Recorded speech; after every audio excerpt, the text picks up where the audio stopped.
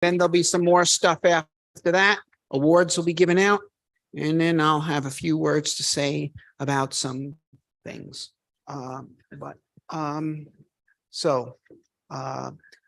We have with us a senior vice president at Blue Origin and the president of the Club for the Future, which, by the way, generously gave the Mars Society $1 million about a year ago. So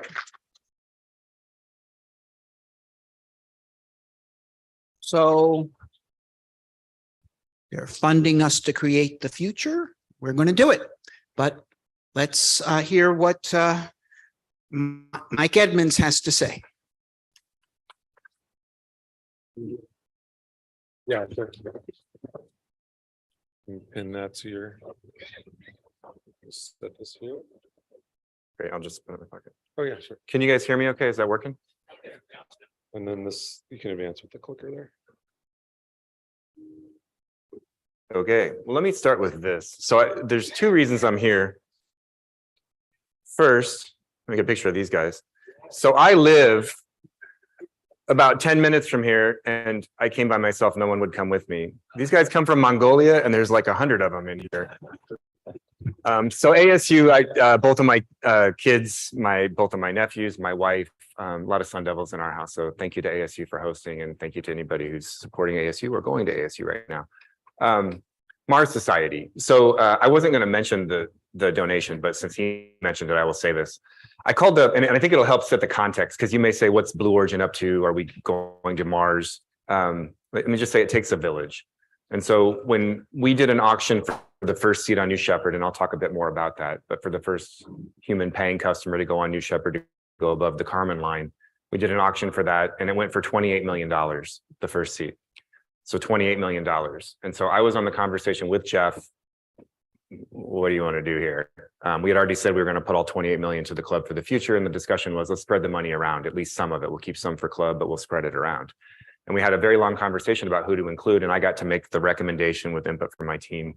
And it was a one-to-one conversation going back and forth. And we got to Mars Society. And I said, well, a little bit off our current roadmap. And he said, yeah, but we want everybody to come along, and it's going to take different ideas. Maybe the ideas are better in some ways, right? There was other conversations about people who had kind of tagged us publicly, and he's like, that's okay. Maybe if we work with them, they won't tag us publicly. So the reality is, everybody needs to really get, we're a small enough community, we're a small enough industry, and it's important enough that we have to work together. I dare anyone in the room to name the Star Trek episode where it didn't look like a whole bunch of different people with different ideas in the Star Trek. Like, if it's going to work, that's how it's going to work. So as I go through what we're doing and you're trying to figure out what the hell it has to do with Mars, a lot of it doesn't. But as far as the roadmap goes to where we want to end up, be it the moon, or be it an O'Neill settlement, or be it Mars, the roadmap right now is so similar. We got to get out of the gravity well. We got to find a way to make this super cheap to do any of it. So we're all on the same team for the end state regardless. And for now, we all really need to work together. So kind of keep that in the back of it. And this is where I tell you I'm not an engineer, because I've already broken the PowerPoint. Help. Technical support. Anybody see Vanilla Sky? The human need to explore is deep within all of us. Our ancestors crossed mountain ranges, sailed open oceans to map new lands, and sought out the unknown while always looking to the stars. We're curious, and now we're at a place where we can pioneer new horizons.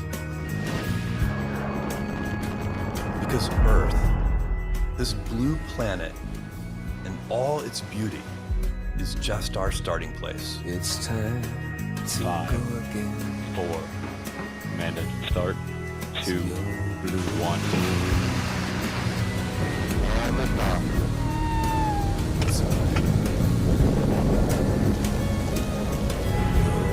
5,000 feet and climbing. This is incredible.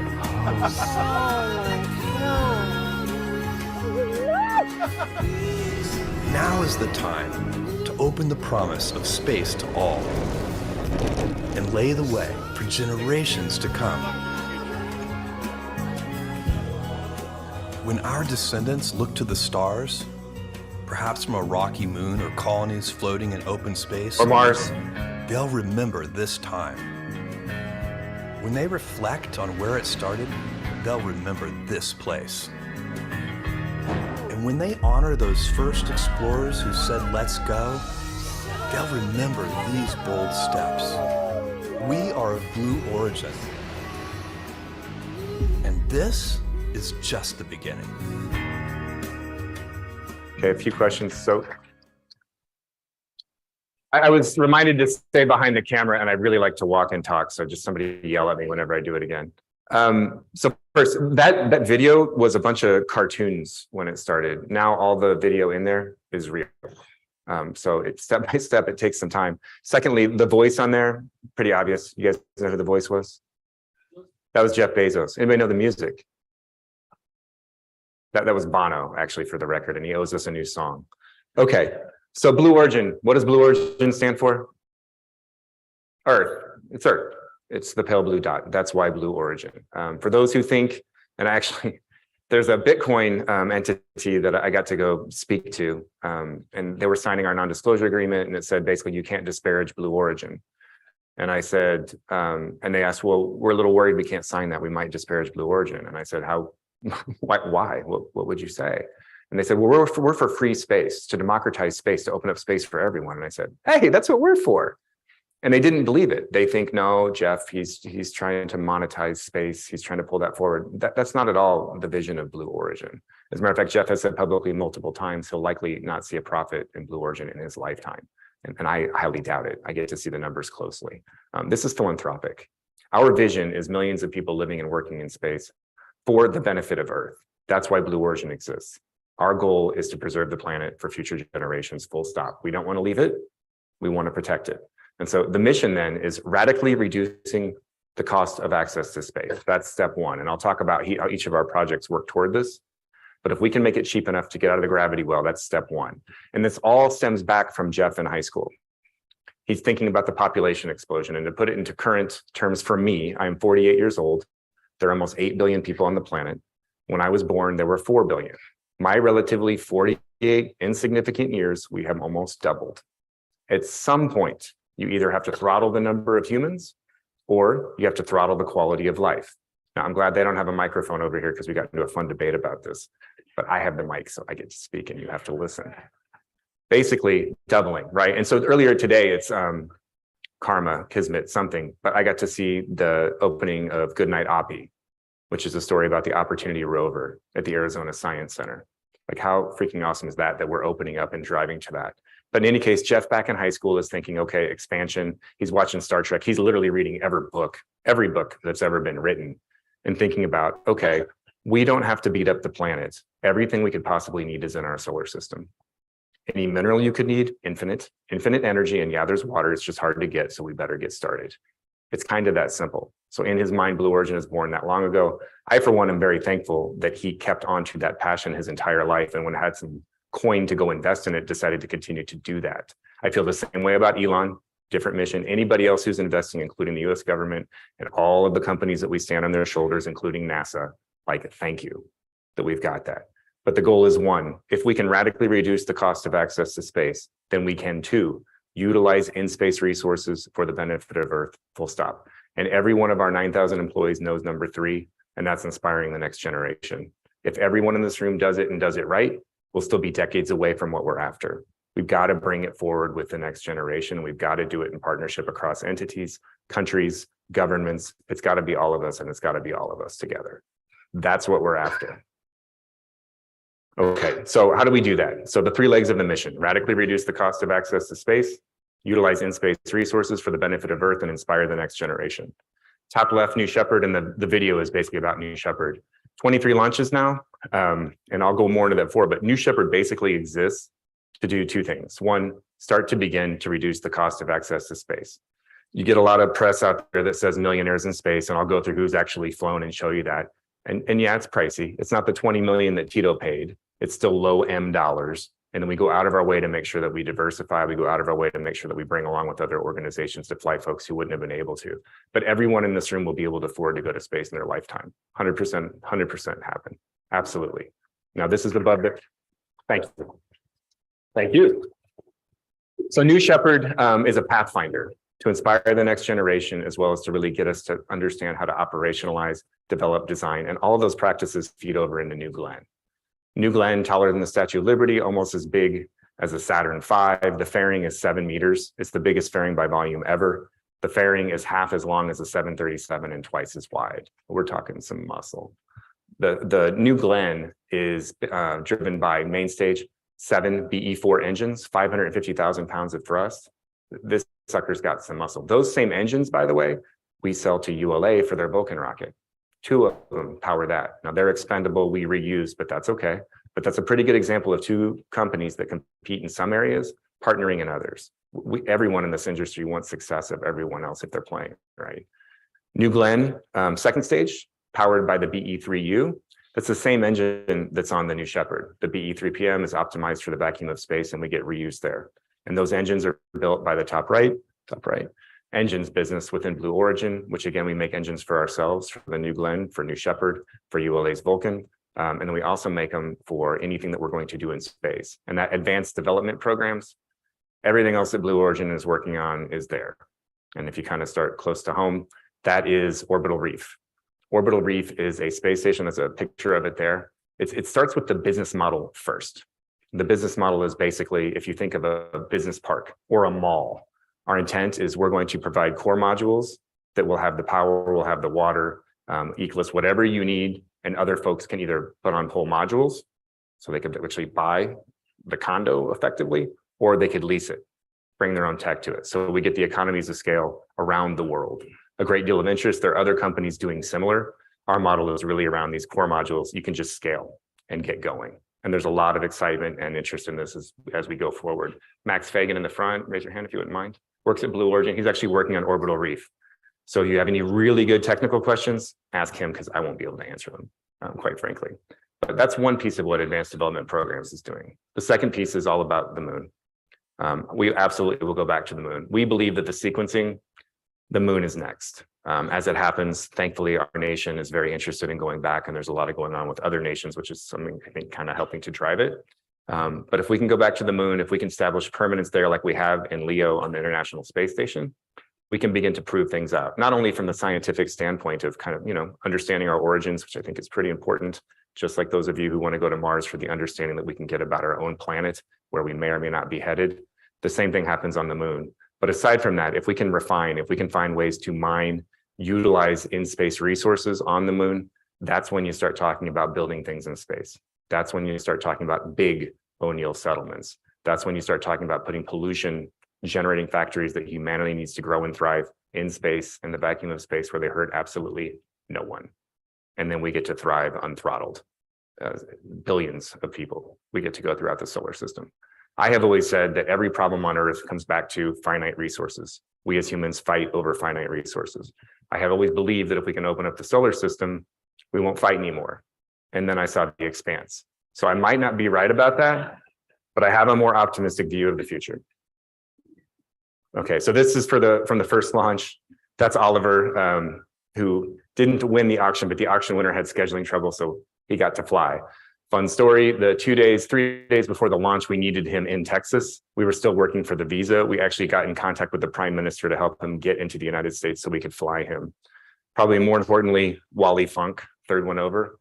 Wally Funk is the last living member of the Mercury 13. And I will tell you, the selection was as much as I saw a documentary on a flight about them. When we were going through this, who would you fly? Went and looked. Last one surviving. There's actually a picture of her 2 days before we called her, of her actually pulling an airplane out because she was still teaching people how to fly. Tens of thousands. I mean, it's unbelievable what this woman has done in her life. She actually beat out a lot of the men in the Mercury program in terms of the test, but didn't get to fly. So 6 years later, we got to put her in space. And for a while, she was the oldest human to be in space. Anybody know who holds the record now? William Shatner, right? So oldest woman, oldest man on New Shepard. And then that's Jeff and his brother, who flew as well. Okay, so just a few people that have flown. I'll only highlight Sarah on the bottom left. So we worked with a couple other entities and even called up some of our alum astronauts and said, would you want to invest in flying someone? Space for Humanity worked with us. We got people to donate to Space for Humanity, and we flew Sarah. She's the first Egyptian woman to go into space. There's so many firsts that we do here, and you think, okay, it's an 11-minute flight, it's 3 minutes in space. But there have been 626 as of our last flight. 626 humans have been above the Kármán line. There have been 107 billion humans born. Like, holy hell. 31 of them were on New Shepard in the last year. That's 5% of all humans that have been to space have been on New Shepard in a year. Let's talk about women. 9% of all women that have been in space were on New Shepard in the last year. So we're doubling the rate, and it's still tragic. That's 7 women. We need to do better. Club for the Future. So that third leg of the mission, every one of our employees knows, inspire the next generation. I give you Club for the Future. May of 2019, Jeff announced it when we unveiled the lunar lander. It's a picture of him with the original class. So our goal is basically to engage and inspire the next generation. I heard it the best said that we're not handing over the Earth to future generations, we're borrowing it from them. We really need to do better here. And so our goal is to make sure that kids are thinking about the future. And it doesn't even have to be STEM. I'm a big believer in STEAM. I think art is what makes it all sticky.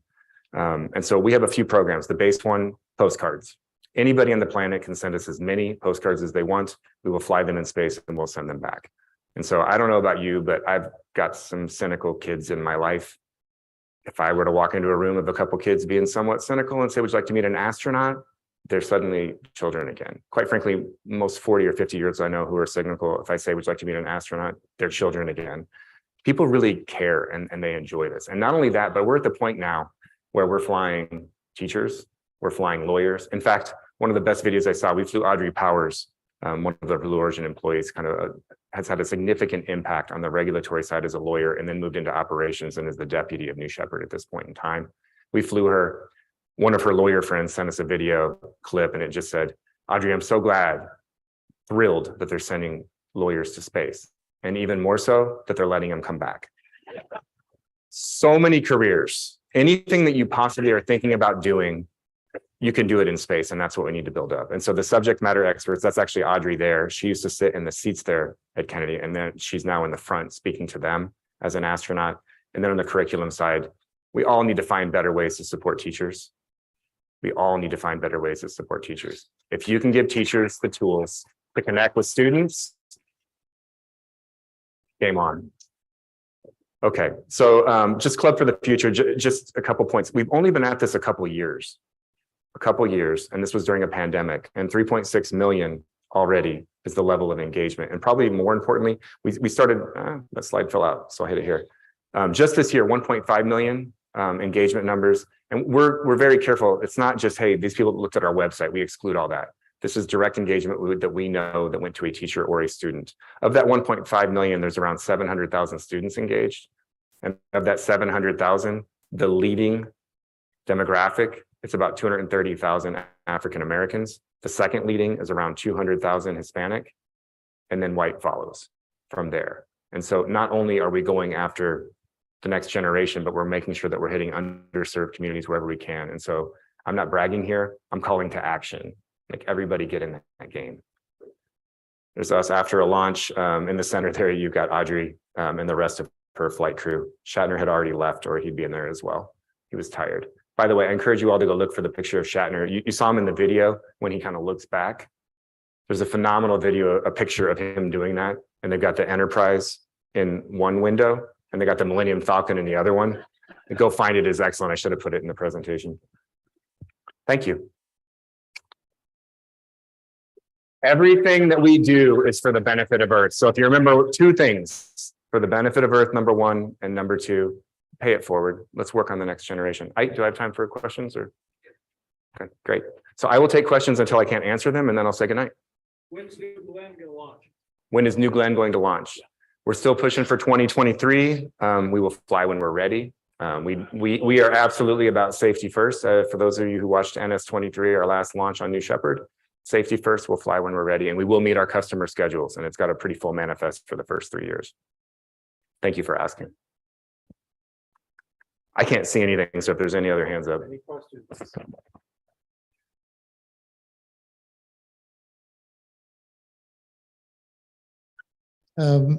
One thing I do want to clarify from the space community is a lot of the frustration and heat you take from space advocates is not that people want Blue Origin to fail.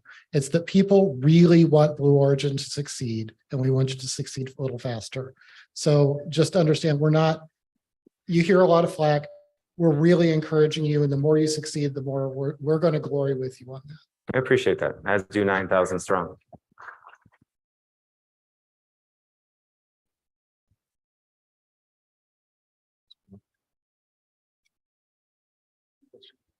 Hi there, I'm from Albuquerque, where Jeff is from. And I heard we see what a lot of SpaceX is. You just yell at me and I'll repeat it. okay. SpaceX is very good at popularizing what they're doing.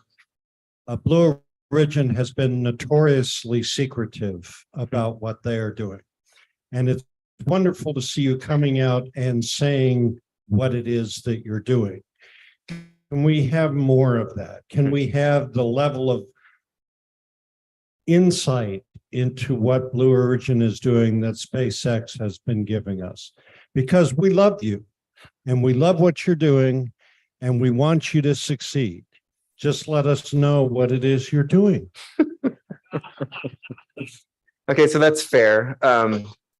So for the first 15 years, there was a PR company paid to say no comment. It predates me. I've been at Blue for 4 years. And then so more and more we are talking about what we're doing in terms of the vision and the mission. I will say that it comes from an attempt at humility. We only want to talk about things that we have done. We are not so interested in talking about things that we've yet to accomplish or beating our chest in any way, even when we've done them. So I can tell you that, yeah, we've been a lot more quiet, but it really comes from an attempt at humility and modesty, not secrecy. But I take the feedback. I happen to own communications for the company. So after I stop crying on the way home, I will think about what to do better about that.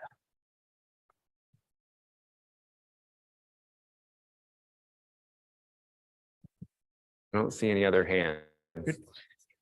One here. Yeah, but that looks like a hard question. How about over? I'm just kidding. Oh, this is a fun question. So I just want to say thanks for inspiring the future children. Like as soon as I get back to Canada, my kids are going to be on that program. Thank you. And the second question, the most important question, how many seats are in the raffle this evening? I'm highly confident the answer to that is 0. But I'll pull them out of a hat if you'd like me to. How long do I have? How long do I have? You guys pull me, I'll go until you pull me off. Hi, thank you for the presentation. So I'm gonna say it. I'm a pilot. Okay, so What do you fly? I fly King Air 200. Right. So as a woman in aviation, I think it just finally rounded up to 7% of pilots are female. So we still have a long way to go just to get, at least 50-50 for women and men in just the pilot seat. So what initiatives is Blue Origin doing to target and to get more women into space exploration as astronauts? Yeah, well, first, are you a 99? I am, yes. Good. Okay, so as far as that goes, one, Club for the Future, we're absolutely targeted diversity across the board. And I happen to mention African-American, Hispanic, but the gender side as well. I would challenge anybody representing any other company in the room that when you say from a diversity, gender, or people of color standpoint, oh, the market doesn't have it, we're above the market. Market in Phoenix is 6% of African-American and we have 6%, so we're doing good. I challenge you to reject that. I challenge you to say that half of the United States, more than half, are women. In the world, it's just under half, and that should be your metric, and that's what you should go for. And that's what we're going for at Blue, first of all. Are we there yet? Not even close. So it really comes from, number one, the marketing side of it. If you can sell a product, then you can sell your company, and you can sell it to a segment that you want, in this case, women or people of color. And so we're working that. We've got affinity groups, we call them business resource groups. Ours happens for women happens to be called New Mercury. And that was before we went after Wally to come in, by the way. but it's a group that just drives and pushes for how do we get more people into the industry? How do we get more into Blue Origin? Another thing I'd mention is the Aerospace Corporation made this pledge in Denver at Space Symposium. Something like 30 companies signed up to it. Blue is one of them. That we're taking metrics right now of how we're doing, and we're going to go fix it. We're going to fix it together. But I think it has to be attacked at multi-prong.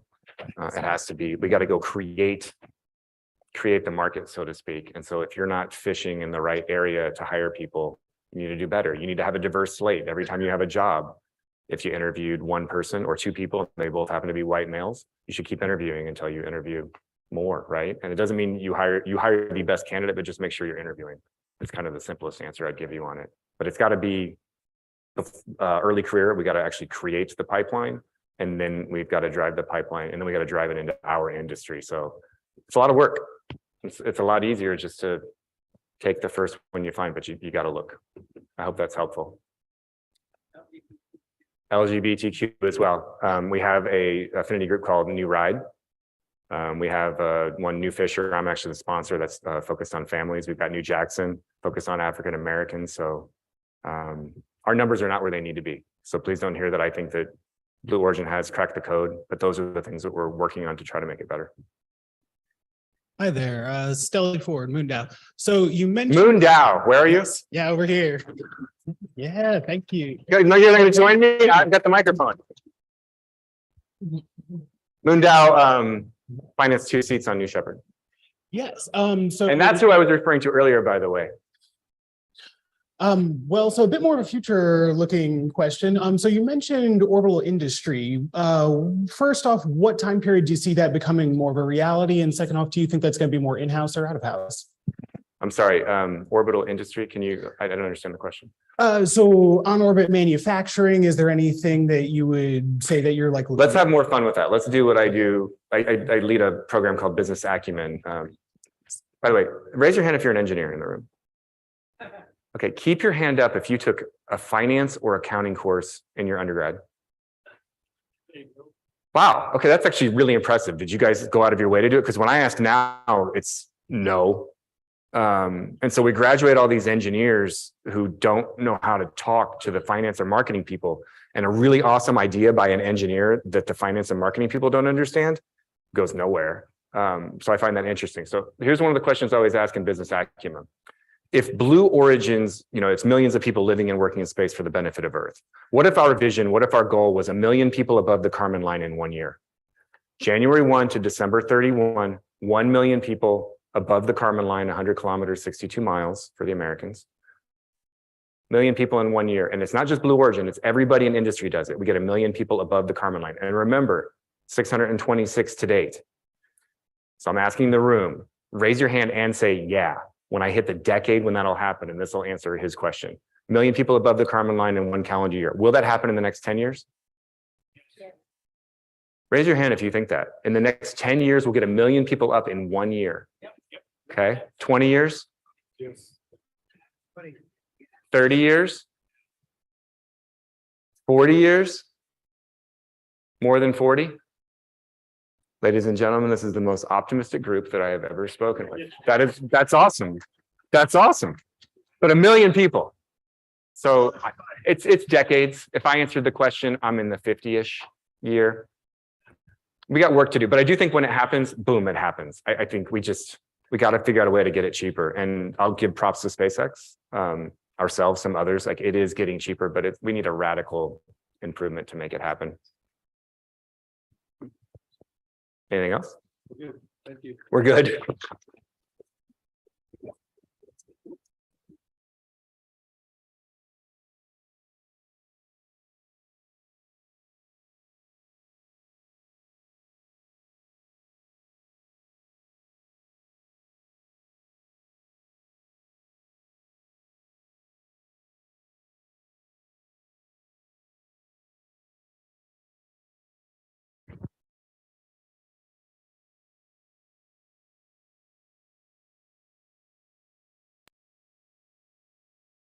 Okay, well, that was great.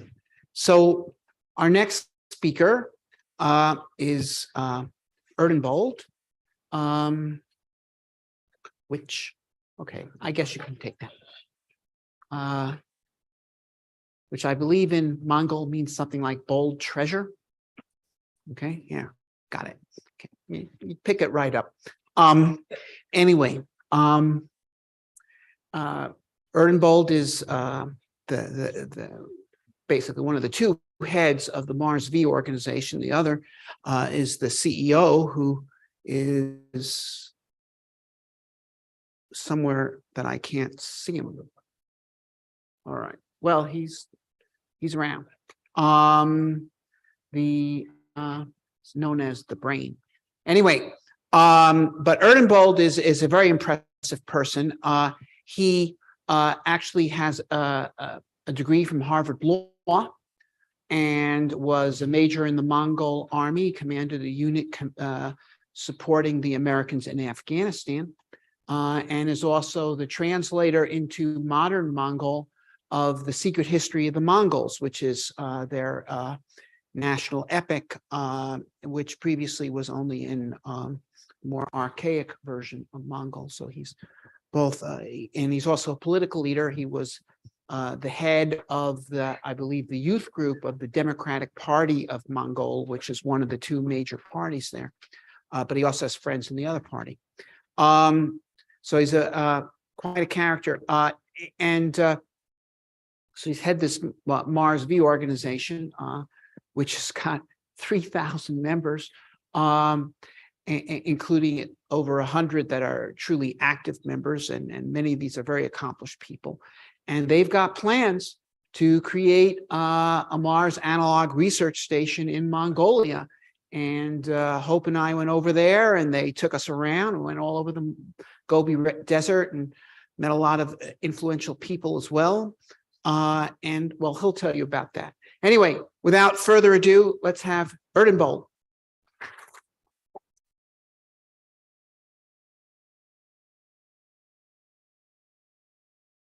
Is this the mic for him? Yeah.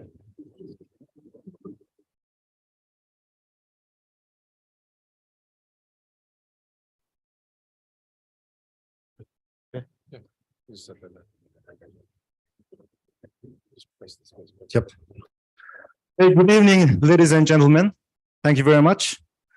And Michael, actually, I gave you one Mongolian vodka, which is blue color, exactly same color code with the blue origin.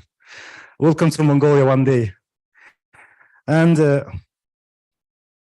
most of you think about yourself, just ordinary people. I think it's not true, because you guys are extraordinary people. Because last 3 days we are discussing about like humankind's destiny and humankind's obstacles and humankind's dream.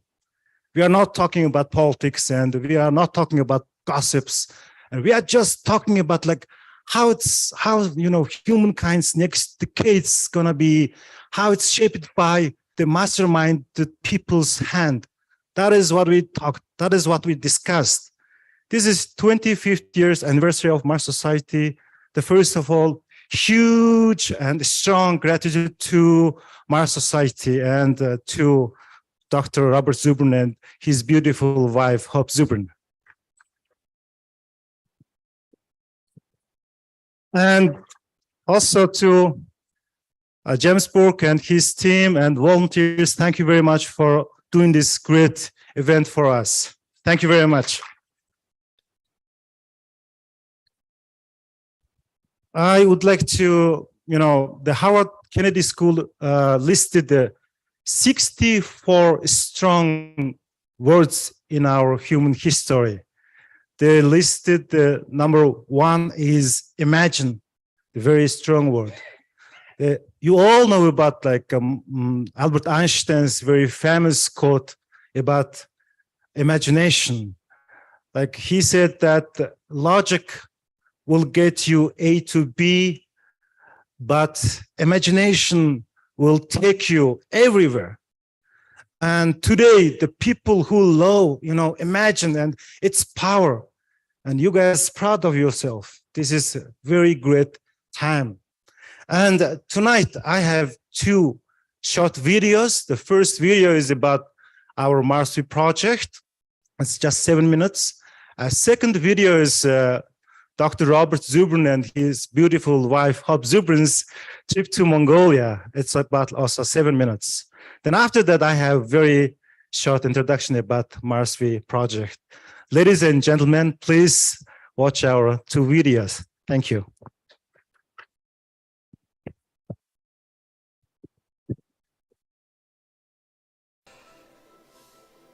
This is a very exciting moment for us, a one which we've been waiting for the past 2 years.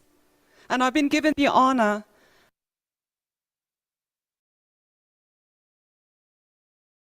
and opportunity to present about our project on behalf of hundreds of Martians. And I don't want to bore you with numbers.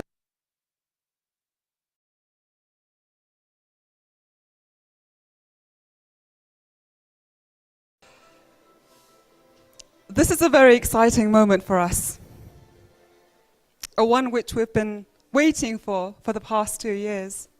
And I've been given the honor and opportunity to present about our project on behalf of hundreds of Martians.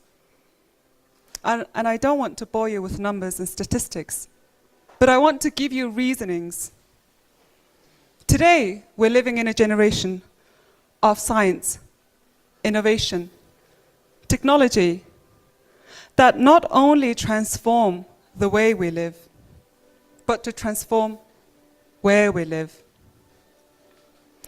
We're living at the beginning of history, at a unique location that has the richest history and uniqueness that has to offer for the Mars vision.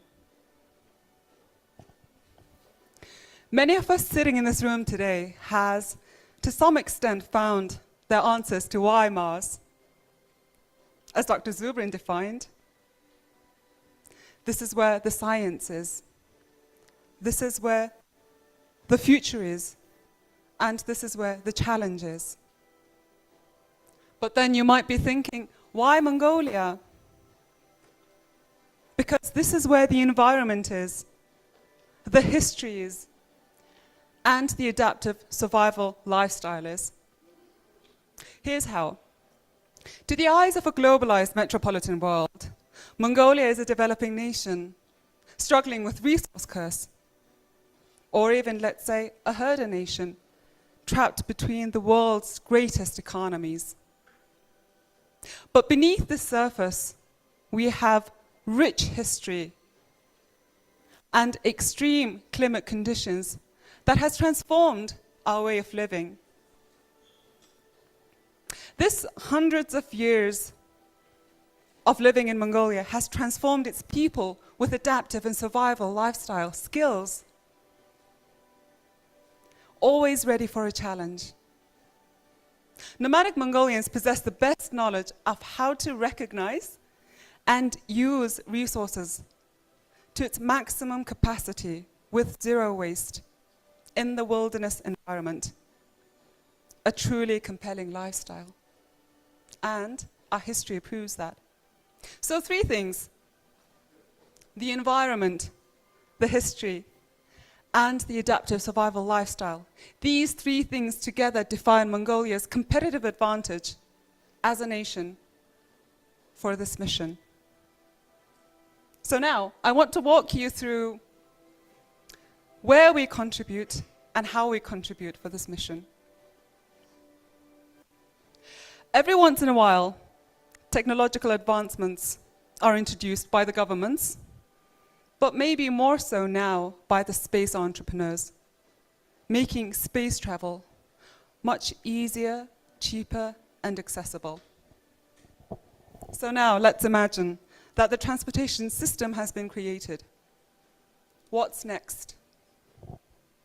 Next is the Mars settlement. So to establish the Mars settlement, there are numerous technologies that need to be developed, tested, and evaluated, such as Martian spacesuits, surface vehicles, robots, or even planting greenhouse agriculture in the environment, in the exact extreme environment. And this is what Mongolia has to offer. And this is where we contribute. Just to share some of our developments, we have designed the beta version of Martian spacesuit, rover, and dome, which is inspired from the traditional Mongolian ger. If you want to understand how a traditional Mongolian ger can be the most resourceful and utilized area to inspire for the development of a dome, then I invite you here. And I leave the philosophy to you. Moving on, many developing nations have set their, or let's say developed nations, have set their Mars ambitions. Whether it's public, private, they're somewhat linked with geopolitical agendas. Whereas our contribution is towards creating the Mars-like environment in Mongolia and also preparing the people with adaptive survival skills. And this will be achieved through developing training base, an R&D free zone, and a satellite city. In other words, this will be a truly borderless co-working space. And by that, I mean people from all over the world can come and join forces to collectively contribute for this mission, mankind's mission for Mars. So to reach this goal, we have passed the test of rationality in the past 3 years. On an institutional level, we're members of International Mars Exploration Working Group. We're members of Mars Exploration Program Analysis Group. We have presented to NASA, Indian Space Research Organization, and even to President Putin. But I want to highlight over here, we have onboarded many science and thought leaders led by Dr. Zubrin and Dr. Akiyama as our honorary advisors. Your contributions are greatly valued. On the internal side, for the past 3 years, we have the feasibility study approved by the Ministry of Environment and Tourism. We have established the government working group, which is aimed towards creating a fostering, nurturing environment for investment and public-private partnership in developing Mars V project. And very excitingly, very recently, we have obtained the rights to use land in the Gobi for this exact mission. So, our message is that Mongolia has a space mission. Mongolia has a Mars mission backed by reasons. We have government support. We have legislative support. We have scientific support. And most importantly, we have our people's support. Mongolia is ready to enter the global vision for Mars, and our commitment to it is absolute. We need supporters, we need investors, and we need you. And I invite you to join us. Thank you.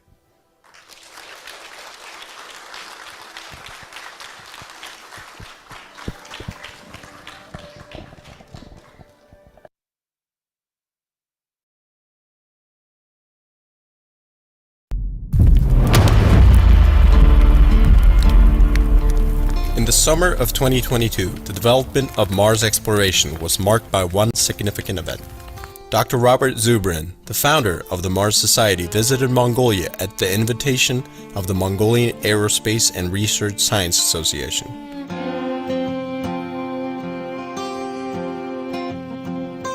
Upon arrival, Dr. Zubrin and his wife, Mrs. Hope Zubrin, were warmly welcomed at the airport in Ulaanbaatar.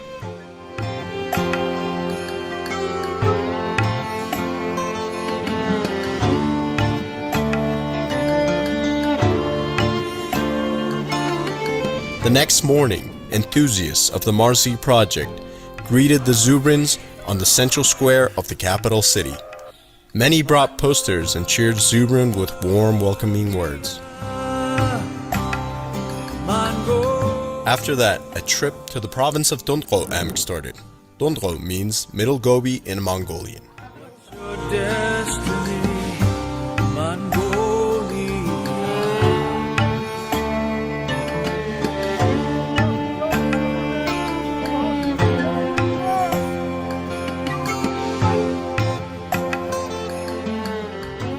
From the very onset of the trip, Dr. Zubrin couldn't hide his satisfaction with the commitment of his Mongolian friends to the project and their level of cooperation.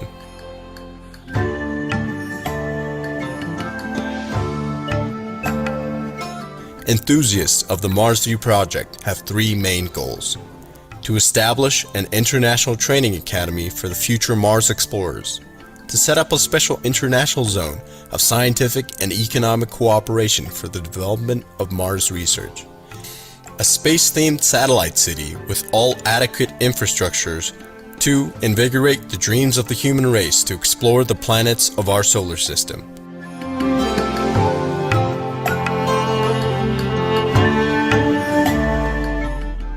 This time, it was decided to start the trip with the Dondro province.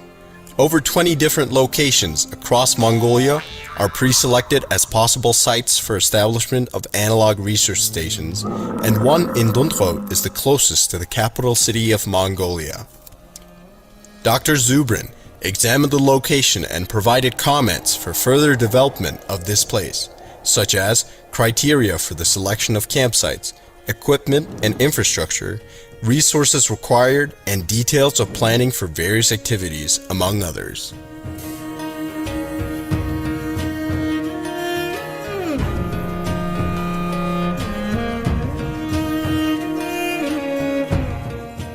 He also pointed to the distinct advantages of Mongolia in the development of Mars exploration programs, as well as an authentic lifestyle of nomadic herders. Nature that is untouched by civilization and almost perfectly resembles the Martian terrain.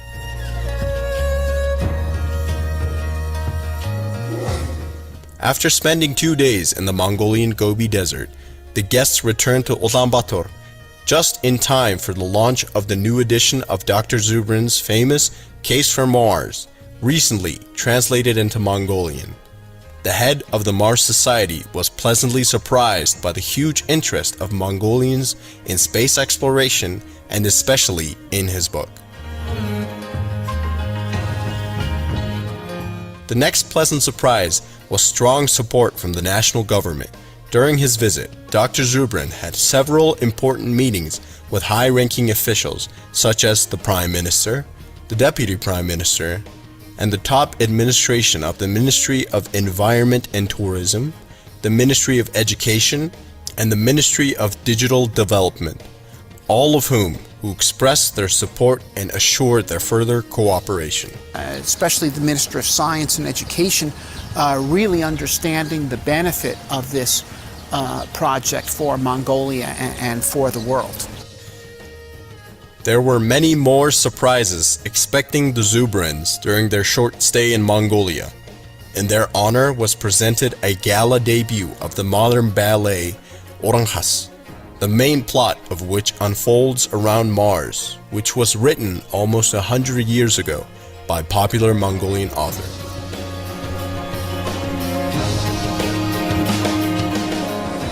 Dr. Zubrin enjoyed his visit to the Astropark, a Mongolian space museum. The head of the Astropark, the first Mongolian astronaut Gurakhcha, warmly welcomed his American colleagues and led a personal tour of the museum.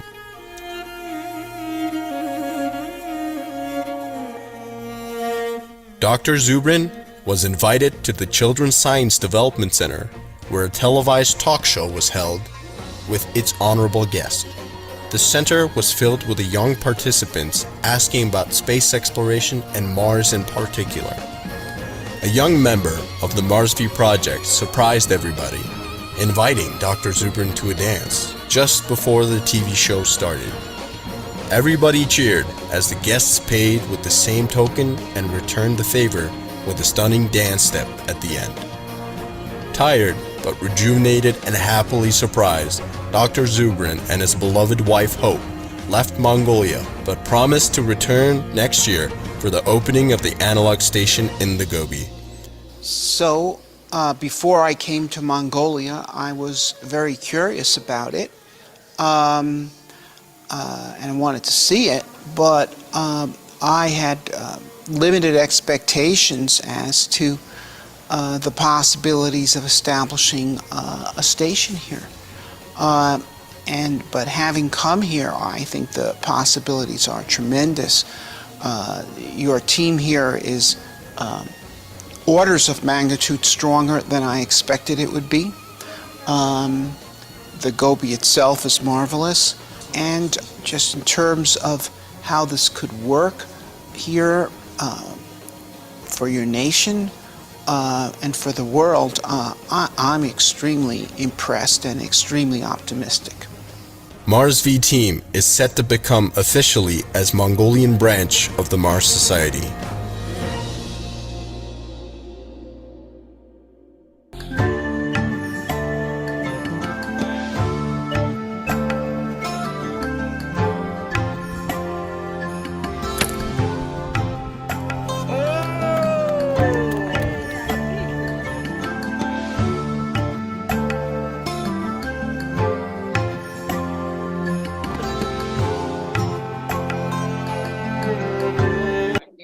Actually, he got points 10. It was super. The first, yeah, first try. Yeah.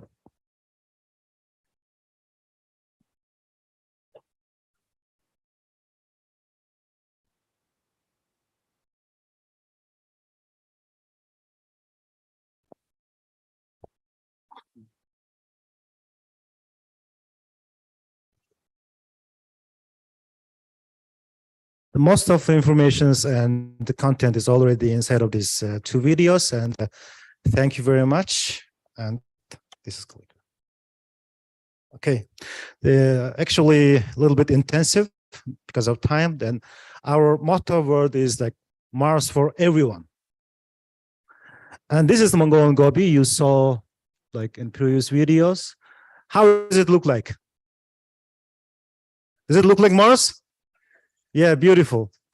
We have lots of, like Gobi is actually 1.3 million square kilometers, but the 40% of this Gobi area is inside of the Inner Mongolia, and 60% of the Gobi is inside of the independent Mongolia, and which is like the coldest and hottest and extreme condition. We know we have 24 deserts in the earth, and the orange one is cold deserts, yellow one is hot deserts, and two green of them coastal deserts, and two blue of them polar deserts. And among these 7 cold deserts, Mongolian Gobi's temperature, you can see like a minus 42.2 by Celsius up to 45, by Celsius. It's almost 90-degree range. It's a huge, coldest and hottest in the earth, which is, there is no option. This is only way to, we can make a perfect experimental works like Mars-like. And actually,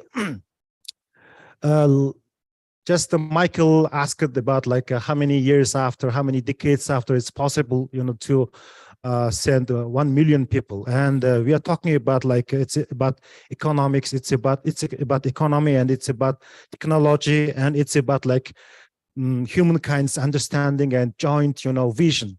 And just right before pandemic, end of 2019, the world economic, it was 88 trillion US dollar.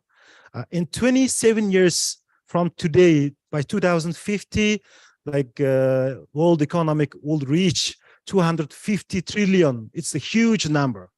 And because of that economic growth, we have lots of, obstacles will come up. The first thing is resource shortage, water and energy and food. And that time, 2050, world population will reach about at least 9.8 billion to 10.2 billion. It's a huge number.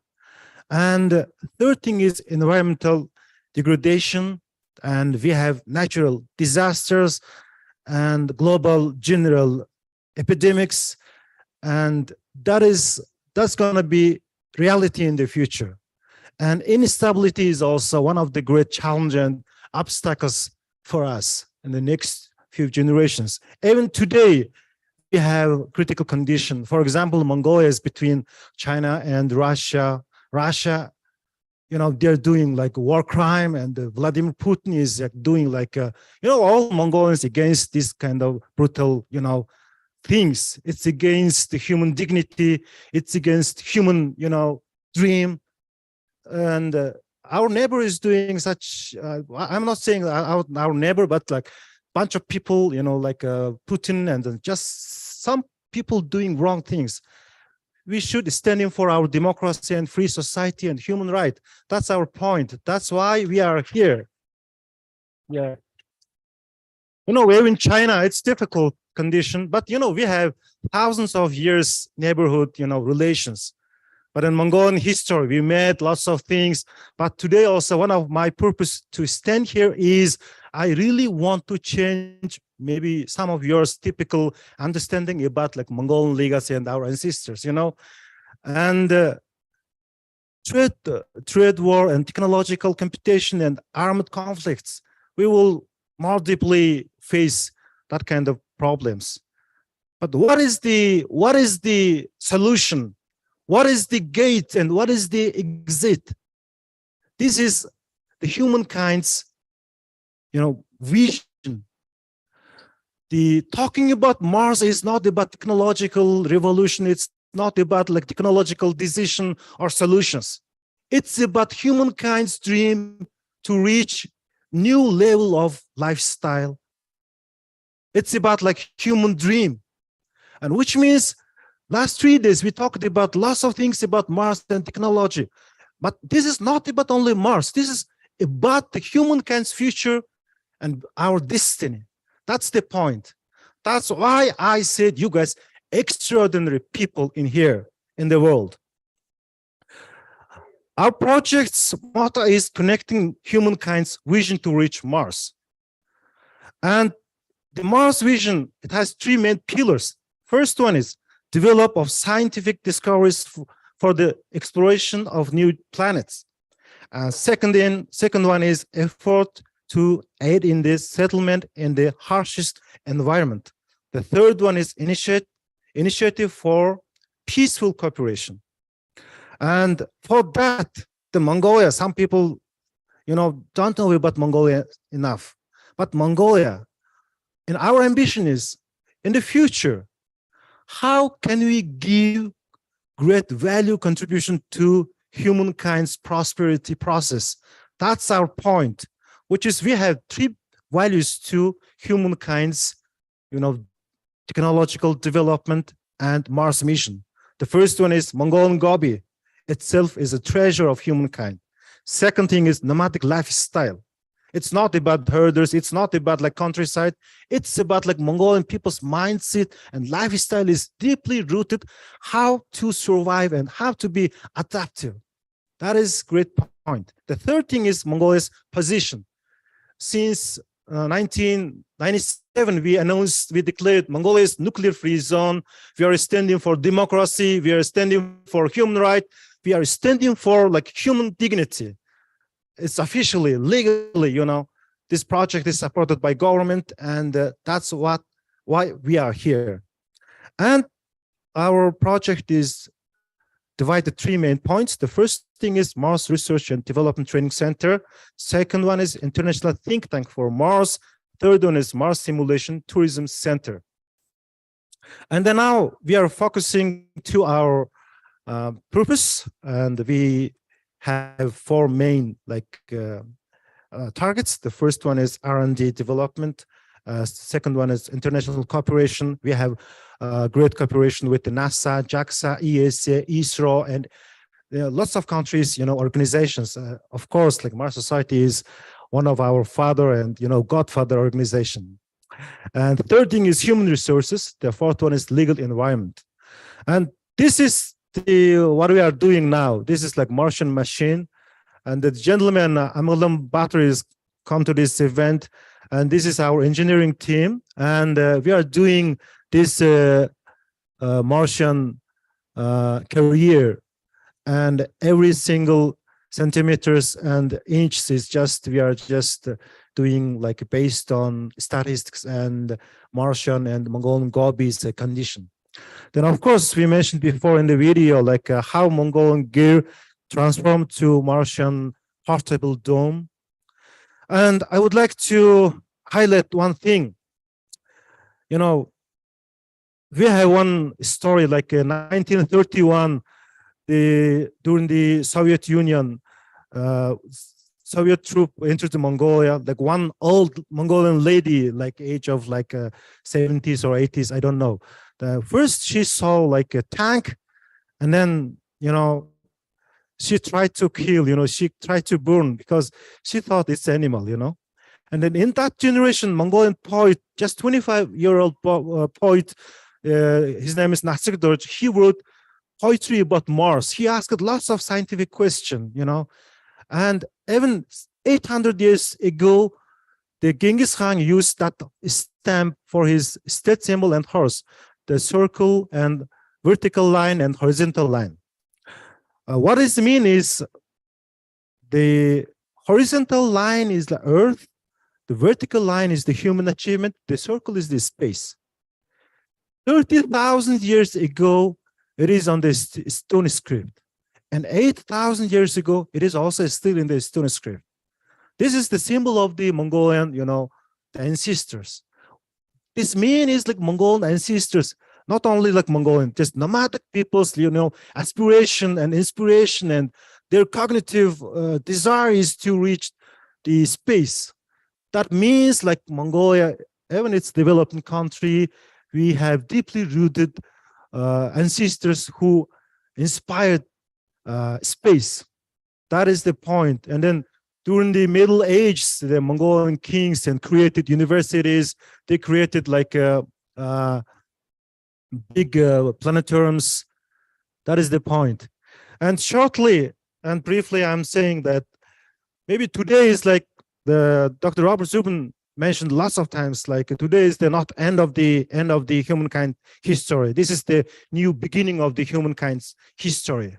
We need to believe that vision, no matter what kind of, like, you know, number of people, no matter like the race, no matter the religions, like we deeply and, you know, strongly believe Mars mission. Even Mongolian young generation is very much strongly standing for this vision. That is what I want to say today, you know.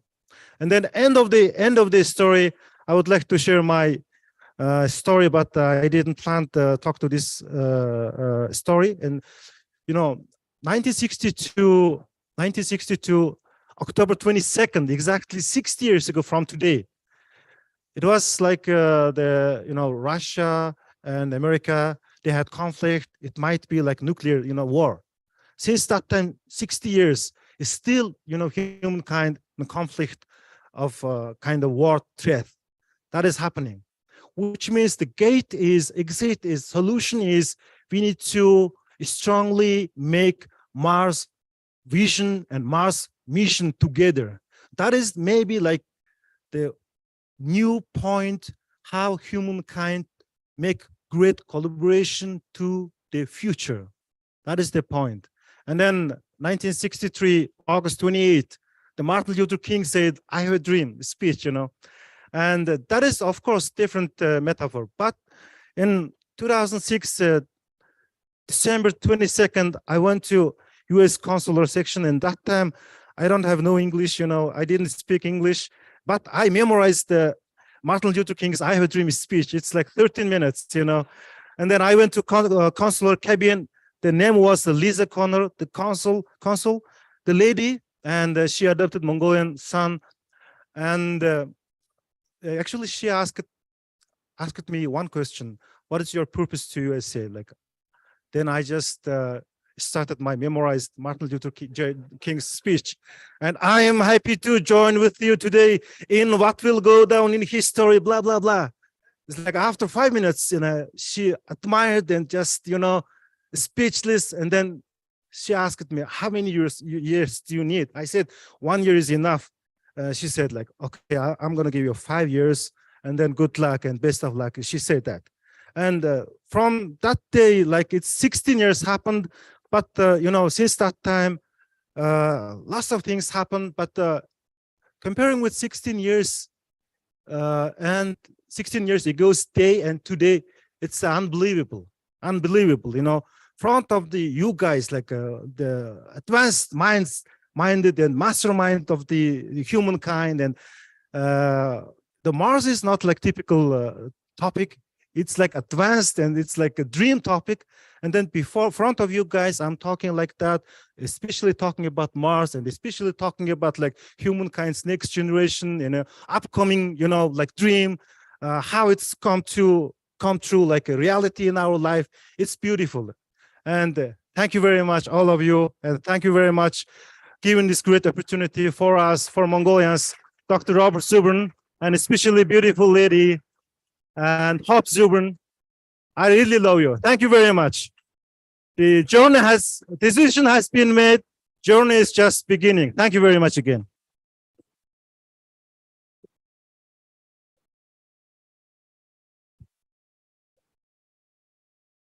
Why not? Why not? Thank you very much. Yeah.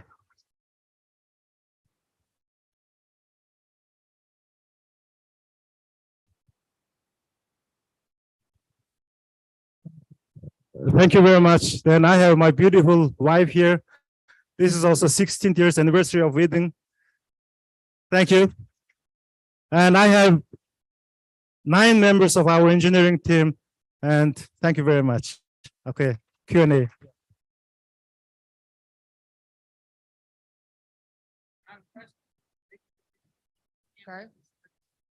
All right. Okay. Thanks. I find fascinating your history, your culture, that you're going to have Mars in the Gobi Desert. Thank you very much. And thank you, Dr. Zubrin, for inspiring this work for us. It's just a major accomplishment. And you made me curious about the history of your culture with respect to the skies and the constellations. Desert people create their own stories about constellations. Could you tell us a little bit more about the constellations and your culture's view of the planets and constellations and your origin myth? That's a lot of questions, but pick one. Professor Jack Weatherford published 4 books about Mongolians. And the first book is The Secret History of the Mongol Queens. Actually, second book. And first book is The Making of the Genghis Khan and Making of the Modern World. The second one is like The Secret History of the Mongol Queens. And the third one is Genghis Khan and Quest for the God. Like Thomas Jefferson gave his granddaughter, on her birthday, and he gave a book about Genghis Khan.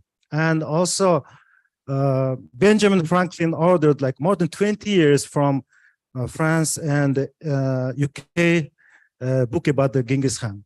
This book is actually forbidden by Catholic Church until 1961.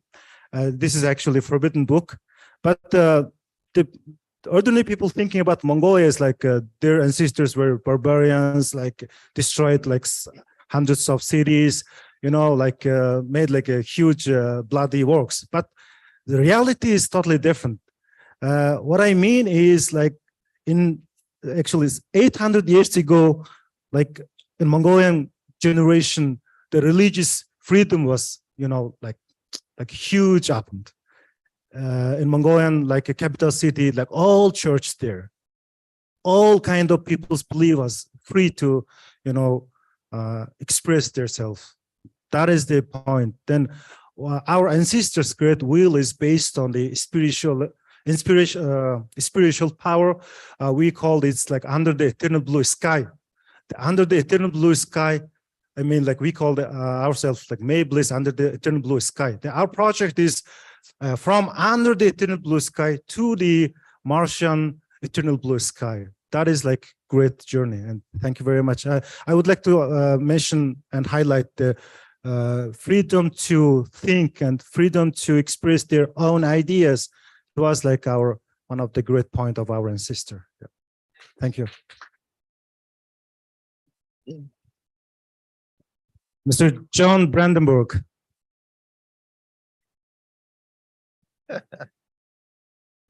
I think it's not about the Mongolians' answer. It's about like humankind's answer, but we will try in our best.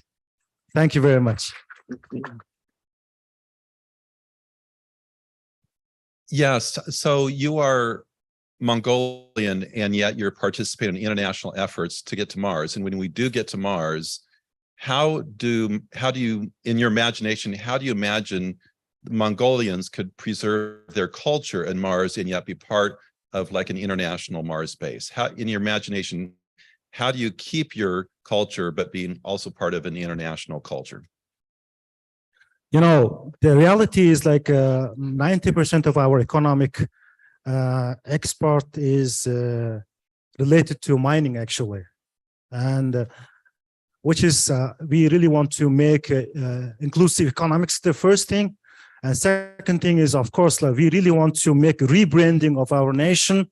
You know, it's like you know, imagine like as a Mongolian citizen between like China and Russia, and you know, landlocked country, but we said that okay, we are a landlocked country, okay, but we can be get to the Mars. We have, you know, like exit to the space. That is the point. Of course, your question is very interesting, and when you come to Mongolia, please welcome to Mongolia. When you come to Mongolia, you will feel how Mongolian people is very adaptive and, you know, very much survival, you know, skilled. This is, for example, until my high school, every morning, 5 a.m., I just, you know, wake up and then with my like horse, and then almost 20 miles, you know, circled and collected my horses, like we call like 4 stallions horse, and then, you know, collected. It takes like 2.5 hours, and then I just gave them water. And, you know, like until my age of 18 years old, I, you know, made that things. It made me, you know, like a kind of like strength, internal strength, you know. Then when we facing obstacles, I think it's not about, you know, like tough for me. When I came to America first time, the television, I saw lots of advertisement about like stress and depression and medicine like that. Even I went to Japan, also I saw many different kind of like medicine and allergies, you know. Then in Mongolia, we don't have like that because we are so busy, too busy. There is no space to make, you know, into the depressed, you know. That's why we are, you know, so kind of attractive, you know. Like this is just one point, you know. But in other way, like we really want to, you know, keep our spiritual legacy and our identity. That's the great point. But early, you know, in Flaming Cliffs, like Andrews found first time like dinosaur's egg, and then in that generation, like more than 100 years ago, the National Geographic and some magazine, like in 20th century, the more than 100 nations destroyed and eliminated, you know, abolished. I mean, then Mongolia is still there. Actually, Mongolia listed number 6, but after 100 years after, we are still here, and see, you know, standing here, and we have independent country as the 3.5 million Mongolians, but we have 5 or 6 different Mongolians, you know, like outside of our border. In Russia, we have Tula Mongolia, like Buryat Mongolia, Kalymyk Mongolia. In Inner Mongolia, inside of the China part, we have Inner Mongolia and lots of Mongolians. But independent Mongolia is like 3.5 million people and 1.6 million square kilometer landscape and huge opportunity. And 1944, July 2nd, American Vice President Henry Agar Dulles visited to Mongolia, And then 11 days after, he reported to Franklin Delano Roosevelt about Mongolia. And of course, they were like they have like a Russian political impact is so strong in Mongolia. But the Mongolians, they have like the vision to make independence, fires on their eyes, lights on their face. He said that actually, which means we have like great ambition to keep our identity to the future. Yep. Thank you very much. Stan? Any more questions? Yep. Okay, no questions. So thank you very much. It's great evening. And Mongolian team, always next to you. Thank you very much.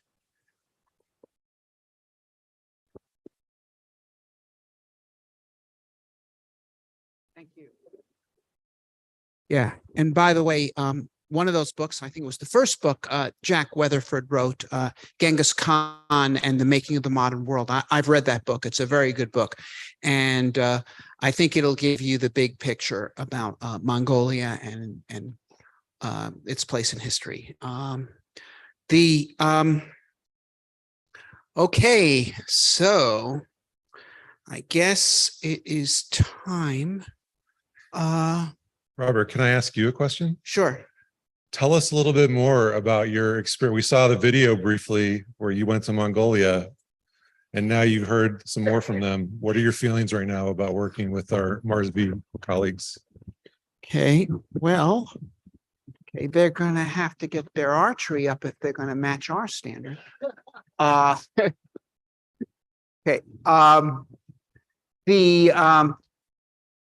no, this is incredible. I mean, I was contacted by Erdenbold and Munkhast, who is here, I don't know, a couple of years ago, and they told me they were doing some stuff in Mongolia, and I said, that's great.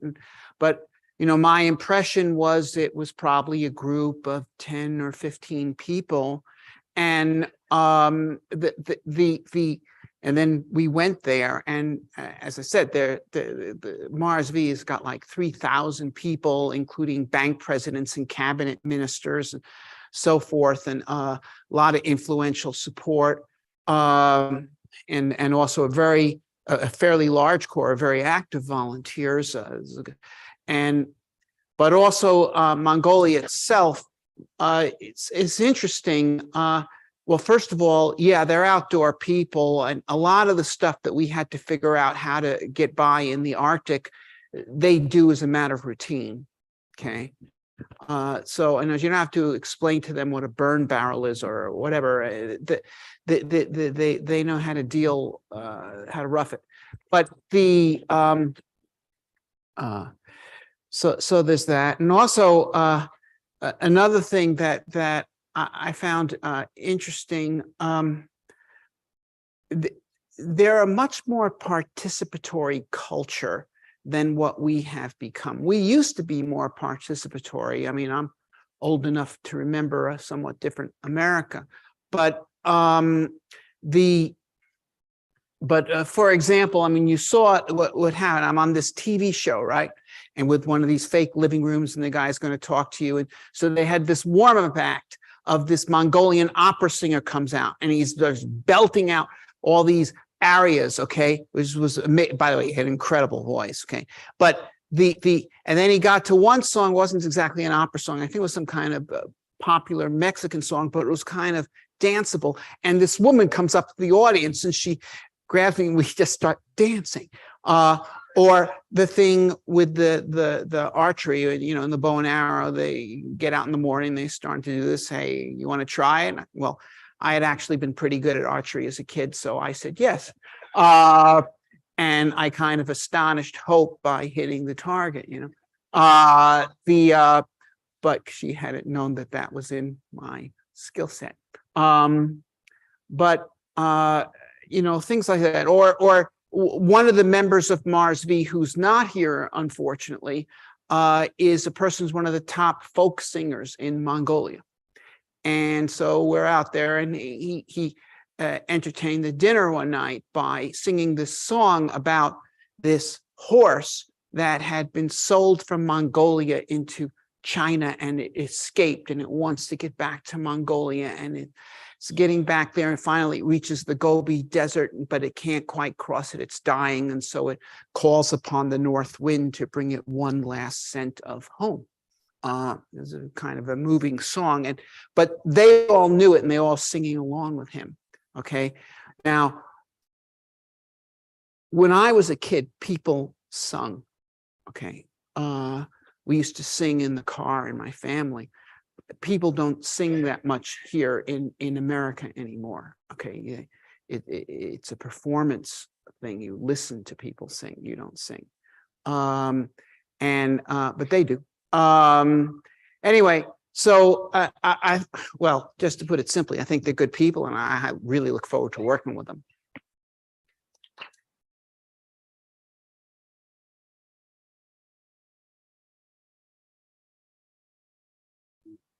Some stuff. Yeah, we're going to do some awards. So first of all, let's get right to it, because I know there's people out there that want to know. We had, the telerobotic Mars competition. Now, somewhere here I have written who the winner is. Yeah. Okay. Yeah, I got it. So we'll start. Now, unfortunately, a lot of these teams are not actually here and presented virtually, but I hope that the word will get out. There actually are 5 prizes. The first prize is $10,000, and second is $5,000, and third is $2,500, and then the next one was $1,000, and then $500. So in 5th place, but they all get a trophy. Okay, so sorry. This is for the students. Oh, that's right. Okay, these are the other trophies. Okay, this is the telerobotic Mars mission design competition. In 5th place, where'd it go? Is the team labeled Spaceship EAC.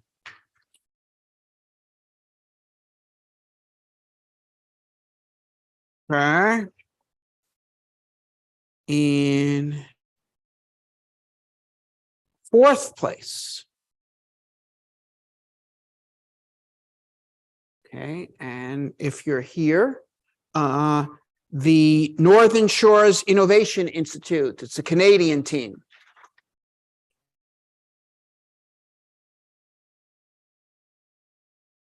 I believe they had someone here. Yeah, I suppose he's not the banquet. It was a woman, wasn't it? A young woman. Yes, Samantha. Samantha. Where's Samantha? You don't want your $1,000. Okay. And a trophy. Okay. In 3rd place, and I know this one's not here, but it's well earned, is Carl Greenbaum. It's an individual.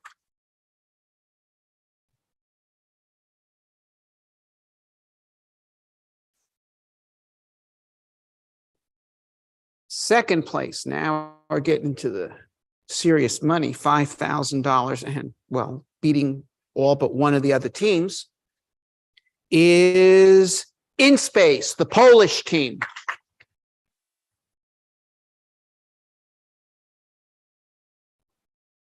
So Poland, which frequently wins the rover contest, has now placed very strongly in the telerobotic Mars competition. And finally, in 1st place, Robert Mills.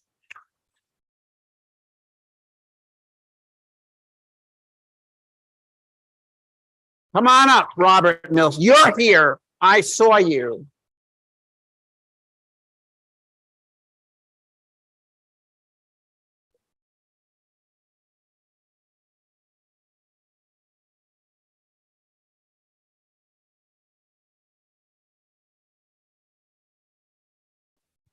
Well, thank you.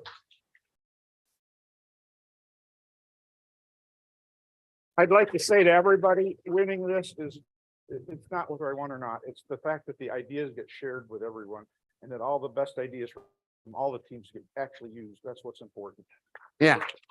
And I would say, commenting on, well, the first two designs, Robert's and also the Polish design, both involve the robotic mission deploying a lab to Mars that would be well instrumented, and then numerous rovers that could go out and both do science and bring samples back to the lab, so that, you know, right now you have to put all the instruments on the rover. That greatly limits what it could do. Now, as he pointed out, you're not going to know what the questions are that you're going to need to follow up and investigate. So instead of a bunch of fixed experiments, okay, a la Viking, and you say, does Mars have life? Mars says, could you rephrase the question? You have a lab and you can conduct any number of investigations. So it was a really good job. And his was, in my view, extremely implementable version. And it's something that we could really do. So thanks.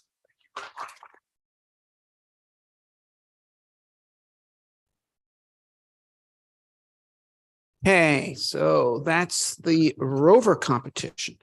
So we're just going to put these in their places so they can be sent to the relevant parties. Okay, no, those are those. Okay. To the students. You want to do the students? Okay. Well,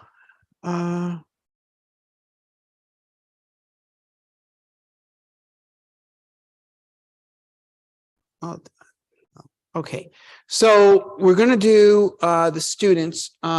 The teams, okay.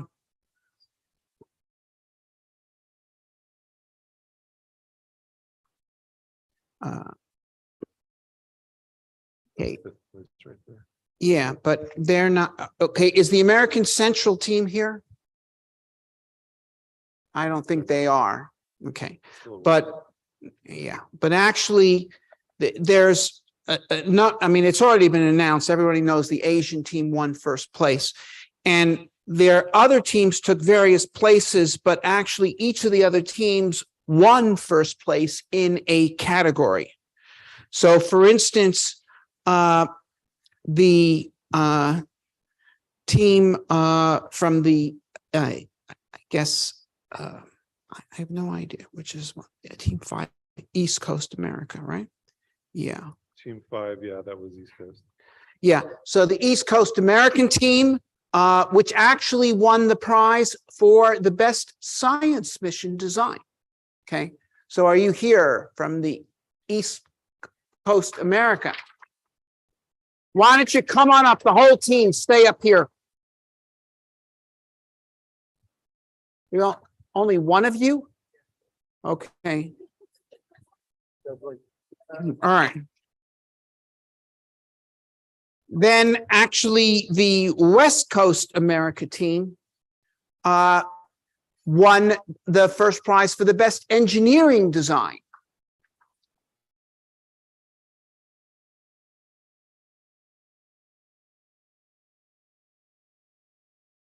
Okay, so there's your trophy, and also you get some certificate, or do you have them by name? Okay, so you may wonder how the Asians could have won the contest if two other teams won the best science and the best engineering. Okay, well, the answer is they didn't have the best science and they didn't have the best engineering, and the Asian teams were strong across the board. But there's another team, which was the European team, which actually won on cost and also came very close on science. So Europeans, are you here? Hey, don't run away.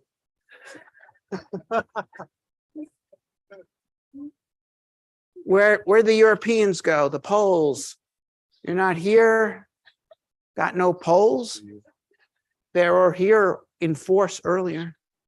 All right, well, We'll have to send this to Poland. Okay, and now the Asians. First place. Well, where's, come on up. Okay, so these guys, okay, they actually took the first place in the human factors side category itself. But they also, if you took the points across the board, they took the contest. So, all right.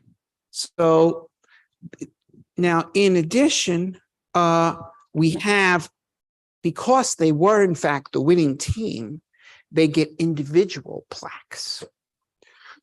Okay, so who's Carl? That's Carl. Okay, Vashti. Thank you. Is Venkata here? I'm right here. Okay. Brian. Okay. Arya, I think, couldn't make it. Yep. I can.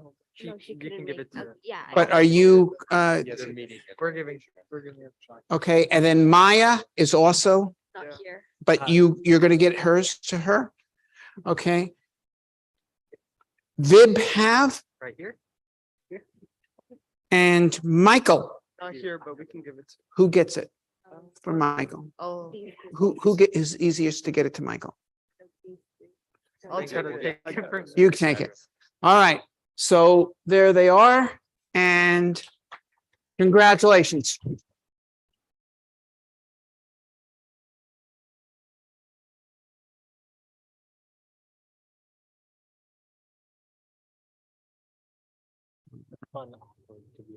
All right. All right. Keep it. All right. Congratulations. And I want to thank all the student team members, the winners and the others, all of them, because they made the case for what we're going to try to do. That is, I thought this experiment was, well, I thought it would work, but not everything I think would work actually does. They made it work. You know, they proved that this can work. This use of the engineering design class in high schools as a new way of teaching, that it really can work. And they're the ones that made it work. It's, you know, so, all right. So what we're going to do next is our raffle. So we're going to be picking 10 numbers. Okay, 10 numbers. Okay, now I have to close my eyes because I have a conflict of interest here. Okay, number 43. Well, by the way, before, where's the list of the prizes?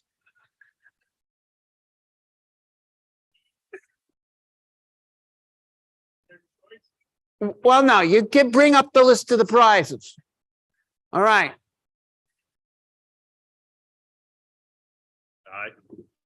Okay. Walk through it. There is no specific list because. No, there's a list of 10 prizes. Yeah, that's right. Okay, now give me the list of the prizes. You want me to write it down for you?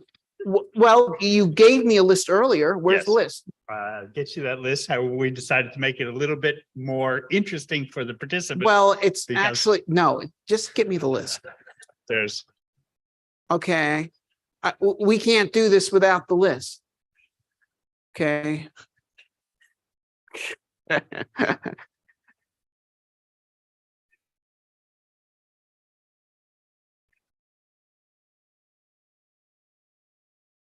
It's going to turn this into, you know, white elephant thing or whatever. No. We're just going to do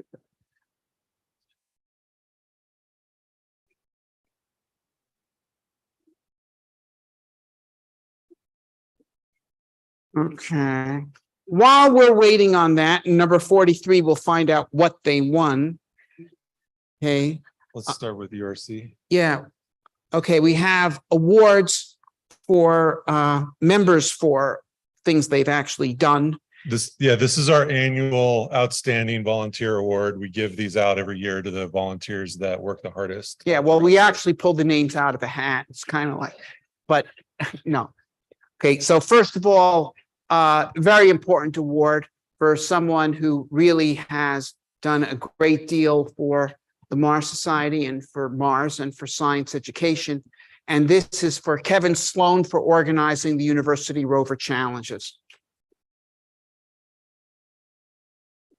This is a program that he's run since around 2007 and started out with a few teams. It's for the past decade or so, it's been about 30 teams a year have shown up in the desert, you know, typically 10 or so students and more of them on their home front. And so we're talking about thousands and thousands of young engineers have had a chance to develop and demonstrate their talents by designing Mars rovers and competing them for exploration in the desert. And he is the guy that really is most responsible, along with a large team of volunteers that he has organized, but they deserve a great deal of credit too. But certainly Kevin Sloan.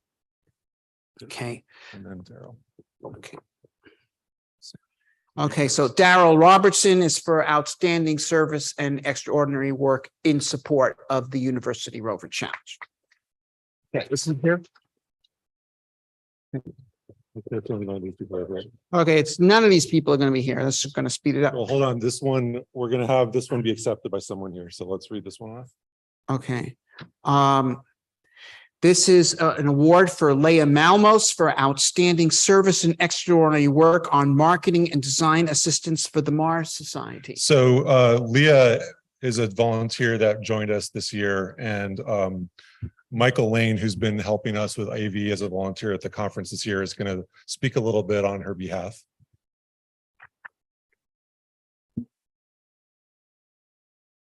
Hey, y'all. Thank you for everybody who's been a part of this. This has been a tremendous experience for everybody, I think. Hats off to the Mongolian team. That's really amazing stuff. Leah has really just joined the Mars Society community in the last maybe 4 or 5 months. And she just jumped in with both feet, just with everything she's got. It's kind of become a full-time, part-time job for her. And so you haven't seen her. She's not kind of visible to everybody, but every image, all the imagery that you see, some of the new stuff on the website, some of the graphics that you see behind us is the backdrop, all throughout the Zoom programs, every single speaker that sent us, I don't know, 100, 120, 150 resumes, bios, images, abstracts. She did all of that. Well, maybe not all of it, but she did an awful lot of it. So on behalf of her, thanks everybody for being a part of this. I think it couldn't happen without all of us working together. Thank you, Michael. And then finally, we have 3 awards for the team that works on the Mars VR project. Now, this is a project that we've been working on for 5 years. It's an example, and you may have heard my talk on it on day 1 of our conference. This is an example of us trying to do cutting edge research to advance humans to Mars in the field of virtual reality. And so our partner on this has been Jeff Rayner from Mixed Reality in Seattle. Jeff has donated hundreds of hours of his time promoting Mars VR in the VR community, in the tech industry community, in the Seattle community. And so Jeff wins the first award for Mars VR. So thank you, Jeff. Unfortunately, he had to catch his flight, but he's been here at the conference. Many of you have talked to him. And then 2 of his excellent developers at his company have also spent long nights and weekends on their own time helping with Mars VR, and that's Nelson Reed and David Wickstrom. And so on behalf of them, I'm like to thank them, and we'll deliver these to them myself in Seattle. So thank you. Okay. So, all right, now we can get on to the show. It turns out that number 43. By the way, is number 43 here? Stand up, number 43. It's Max. Okay, you have won a Chinese Mars cat. That is the bring up the Mars cat.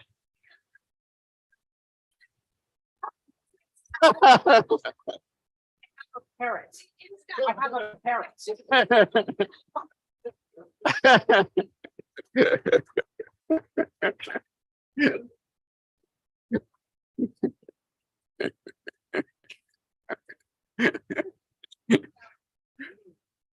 And number 9 also is a Mars cat. This is actually a stuffed animal that's very famous in China. Our director of our China chapter, Angela Sui, has put this cat all over social media in China. It's very famous. If you translate its name to English, it's called Mars Meow. And so this is actually the first time we've had these at the conference. She sent these over for us special. And so you already pulled number 9? No, you're holding number 9. I'm not holding number 9. I'm holding number 101. Number 101. Sorry, number 9. Okay. Number 101. You also get a Chinese Mars cat. Beautiful. Thank you. Hey. And number 8 is also. What are you talking about?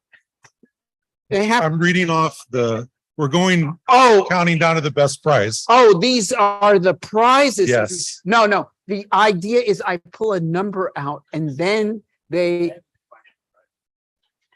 but okay. So who's going to win number 8, the Mars cat, number 3 here? We're getting confused with numbers. It's been a long couple days. No, you just forget about numbers. I'm reading the numbers. Okay. Okay. This is number 83 wins the final Mars cat of the night. All right. Enjoy. Okay, now this is 1. Okay, the next 3 are going to be the t-shirts. Okay, now I want to talk a little bit about our t-shirt and our poster design. We do a design contest every year for our convention poster. And this year it was won by a very talented woman from South America. And she's been so fantastic about giving us versions of this image to use with our conference promotion. And she actually helped design this t-shirt as well. And so she's very talented, and well, thank you very much for that. Okay, so there we go. Now you don't need to be afraid to lose your shirt because you'll have another one. And if this one doesn't fit you, we can accommodate you at the merch table. This is number 9. Number 9. Number 9. Is there a number 9? She's right here.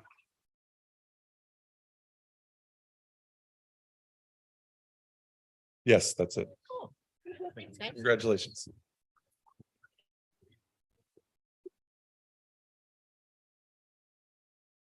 Prize number 6. I think that was just number 6. Who's on first? Okay. This is it's number 81. Number 81, 9 squared. Is there a number 81 in the house? She's coming. Thank you. You're so welcome. Okay. And prize number 5.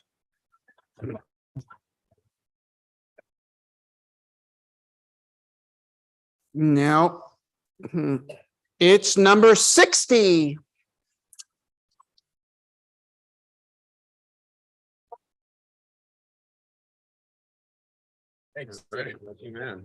Did he just win 2 prizes? He did.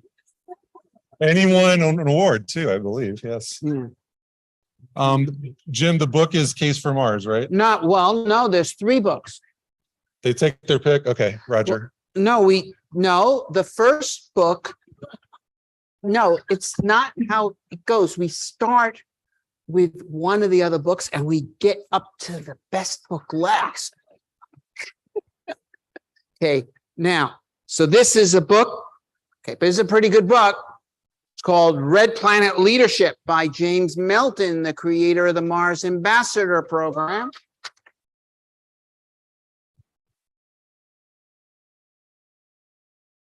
And number 70.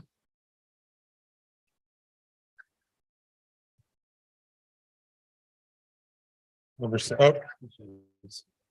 Now, this book is not autographed, but there's a James Melton is here, and he will probably autograph it for you.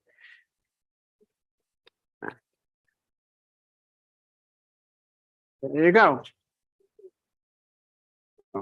Okay, so she really did have number 70. Okay. All right, the next book, The War of the Singularity, The Human Race is Canceled, by Victor Norgad, and this is autographed. So,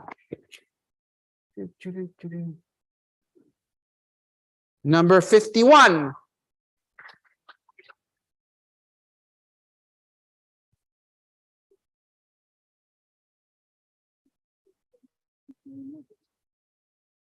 And finally, on the books, prize number 2. Prize number 2. Many people would think this is the best prize of all. Okay, but it is prize number 2. And if you don't win it, you can still buy them.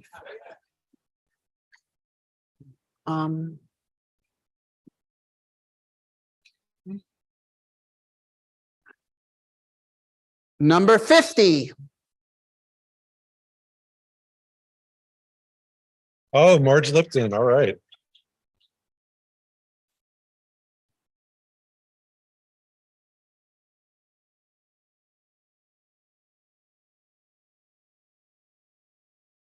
Congratulations. Okay, and now finally. And I don't know if you were here, Robert, but when Pam Melroy was done with her talk yesterday, I handed her one of these MOVA globes. I told her that we did a bunch of research, actually that was led by Jim Earhart, and we found that this was the best designed, most beautiful Mars globe we could find that's out there today. Okay, now you'll notice it's turning. That's because the light is shining on it, which is generating electricity, which is charging up a magnet, which interacts with the Earth's magnetic field, causing Mars to turn. Okay. Okay. So, well, we just had a talk yesterday by Jim Green about creating a magnetic field on Mars. Okay. Which if we could do it and then alternate it every 24 hours, we could speed up Mars's rotation. For what purpose, I'm not sure, but there you go. We could change Mars to have the same rotational as the Earth, and then we could use the very same clocks on Mars that we use on Earth. This would save a great deal of money. Okay.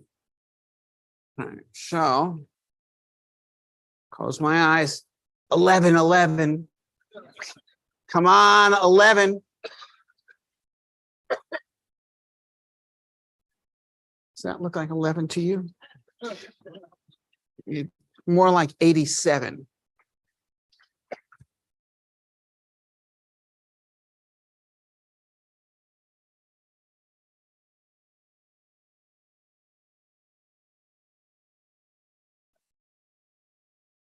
Well, all right, now this thing is being kind of wackadoo. You can just hand him the globe. Take the globe and now take the stand. And we do have a box for you so you could bring it home on the airplane. Right. You're welcome. Can you get those through airport security? I'm pretty sure you can. Okay, wow. All right. So that concludes the raffle. And now, if I'm not mistaken, this is the part where I'm supposed to speak. Is that true? All right, I guess I'll speak. The banquet speech. Okay, so sort of customary at this point for me to try to sum it up the situation. Situation is a mixture of danger and promise, opportunity. The flip sides of the same thing.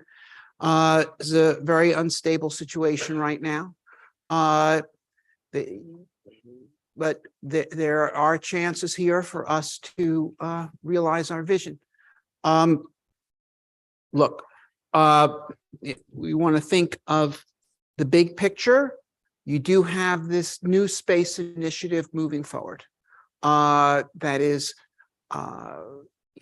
as well as old space. Okay, SLS is within a month of attempted launch. Actually, it's been within a month of attempted launch for a couple of months now, but sooner or later it's going to launch. Well, we'll see what happens, but the chances are good they will succeed. It is, after all, basically a space shuttle without the shuttle, so they should be able to do it. And if they do it, NASA will have a heavy lift capability for the first time since the 1970s. And at the same time, there's another team active in Boca Chica, as you may have heard, and they are working on revving up the Starship. And it's a little unclear when they'll get all the permits they need to launch. And there's a good chance their first launch won't succeed, but they're prepared to deal with that. They've got several more copies. They will launch, crash, until they get it right, and they'll get it right. And that means that by 2024, there will be two operational heavy lift, unprecedented, in the United States alone. And I do believe that, by the way, that fact will inspire the Chinese to want to develop their own heavy lift, and they will. Who's that?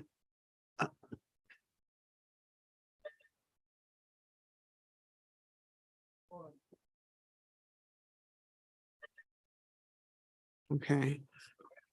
All right. So, okay. And now the importance of this is not going to be lost on people, including people who are not necessarily passionate about the things we're passionate about. But these are people who are very serious. That is to say, look, there's war in Ukraine. You want to know what? It's a space war. It is. Because it's being decided by space technology on the one side, and essentially lack of sufficient on the other. That is the reason why the Ukrainians, even though they're outgunned 10-1, are fighting level, maybe better than level, with the Russians, is because of space technology, space-based communication, space-based reconnaissance, space-based targeting. Okay, this is decisive, and the whole world is watching this, including the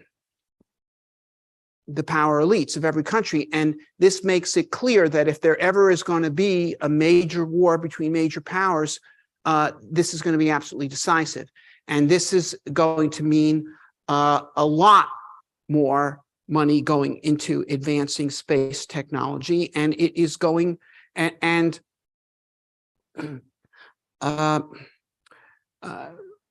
in this country anyway, it will go to expanded government support for this new space revolution, because this new space revolution, I mean, one of the Starlinks are a direct result of new space. They are a new space capability. They would not exist without it. And the Starlinks themselves, and of course the Falcons, which have been launching them, launching 1,000 satellites or more. I've lost count in a year or two. Once again, I don't know, but they basically at this point, there's about as many Starlink satellites up there as there are all other satellites put together. It's on the same order. And it's only been launched in a couple of years, and that's because of a new space capability. And another thing about that relates to, one of the designs of our telerobotic Mars mission today, the one that came in second, the Polish design, they had 144 rovers delivered to Mars within their 10-ton lander.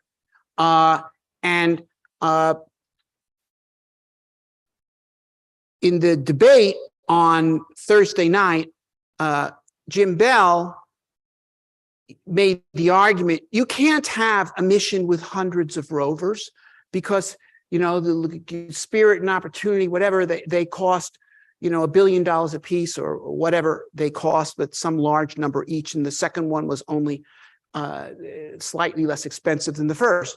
Well, guess what?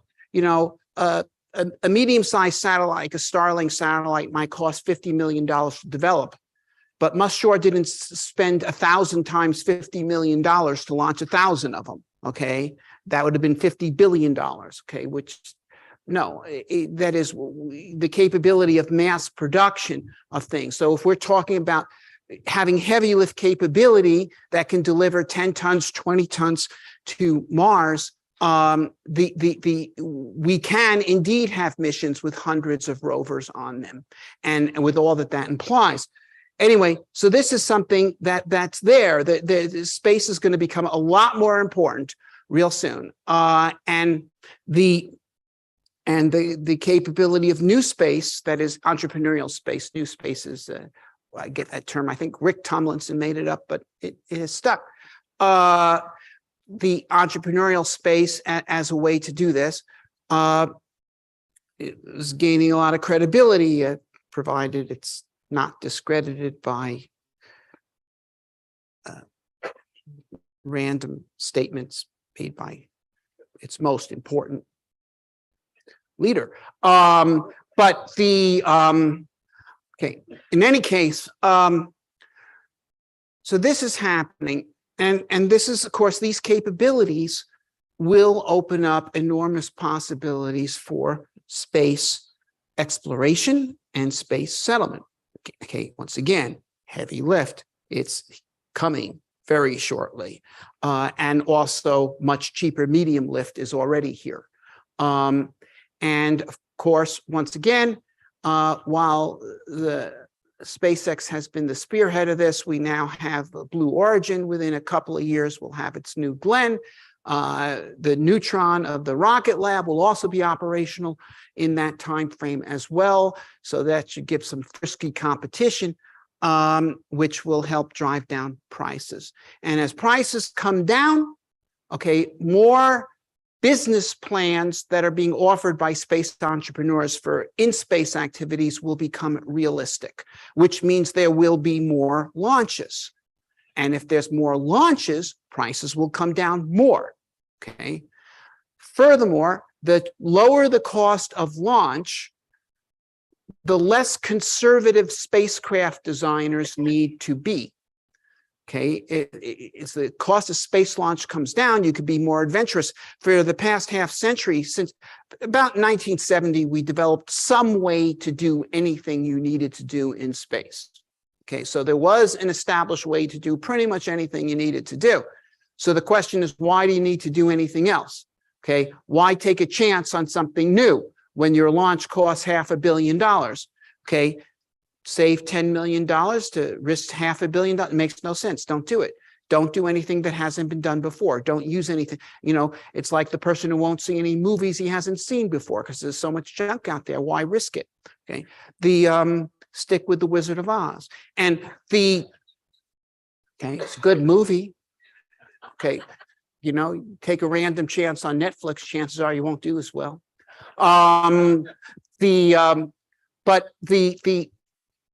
But now they'll be less conservative. Now, some of those experiments will fail, yes. but some will succeed. And that means more effective spacecraft technology, cheaper, lighter, or simply more powerful. One of those combinations. So space launches getting cheaper, space technology becoming more cost effective means more of these business plans that people talk about become realistic. You know, back in the 80s, NASA said, you know, we're going to have the shuttle and we'll have a space station, and together we can have orbital research labs. And this is be a thing to do orbital research on a space station, taking advantage of hard vacuum, or zero gravity, or something else like that. Well, that model, while there were a few tests, and I don't know, Max, were you involved in these tests with the fiber optics in the space station? No comment. Okay. Maybe. Okay. But anyway, there were a few tests of this orbital lab kind of thing, but it never took off on the space station, and it never could because of it's too expensive. It would take too long to get all the permits to do anything, too laborious a process. And in addition, you've got an orbital lab with not only people outside your company visiting your lab, but people from other countries visiting your lab. And not many corporations want to do that. And, you know, and certainly not many corporations are going to want to launch a $30 billion private space station. Okay. But now with the cost of space launch coming down and the cost of other space technologies coming down, there are private companies that are proposing and are in the process of building private space stations that'll be orbital research labs. They include Blue Origin, Axiom, Nano Racks, and so forth. So that's going to be a thing. Reusable space launch, which is now, okay, reusable space launch was a bomb from a cost reduction point of view on the shuttle, because a requirement of the shuttle was that it support the paychecks of a very large number of people, which meant that intrinsically it had a requirement to be expensive. Okay.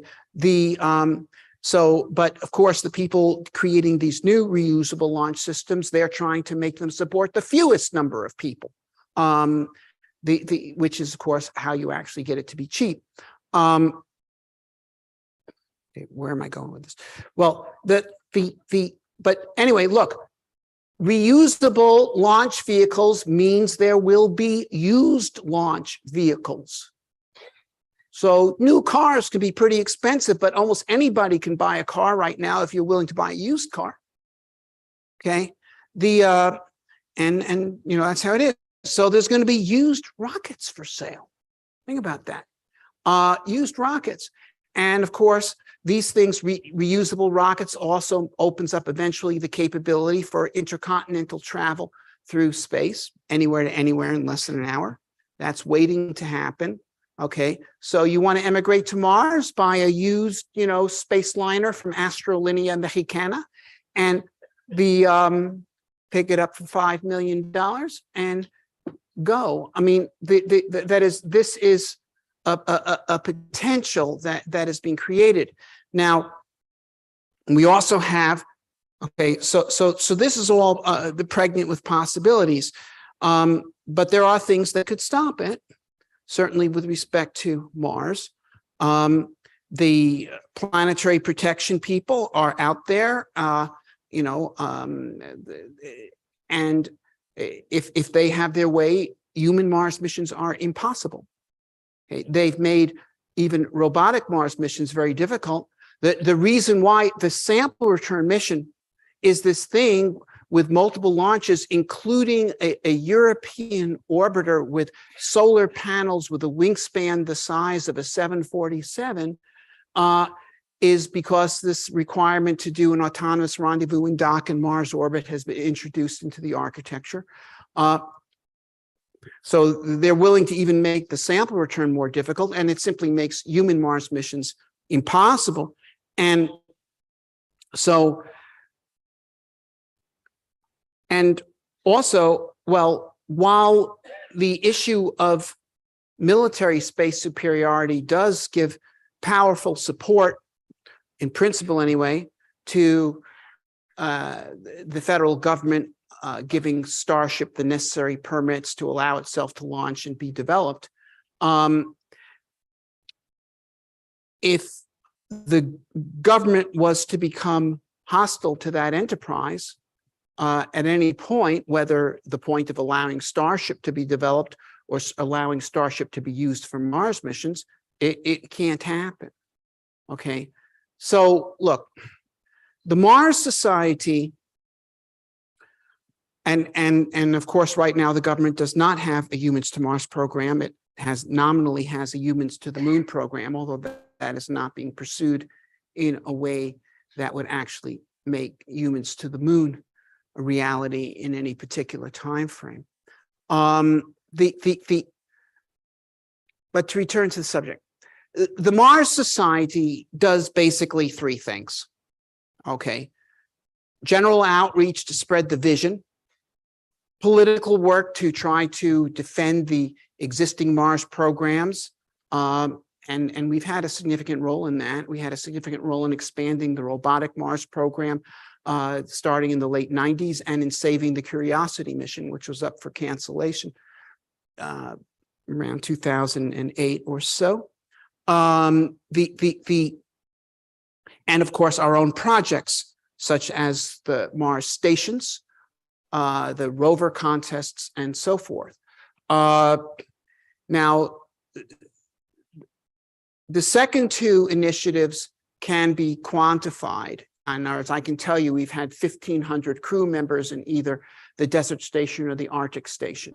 I think it's about 4,000 students have participated in the University Rover Challenge, or the Polish. There's the European Rover Challenge that our Polish chapters have organized, that has gone on now for several years and have a significant attendance as well. You can quantify that, but actually, I think the greatest influence that we've had on events, and the greatest potential we have to make this very mixed picture of things that are going on right now come out positive, is the first, is the spreading of the vision itself. That, I mean, look, Victor Hugo said, "Nothing can stop an idea whose time has come." But that is only true if there are messengers who are there to spread the idea. Okay. And, so we have been spreading this idea. And it is recruiting to its banners the people necessary for its execution. Okay.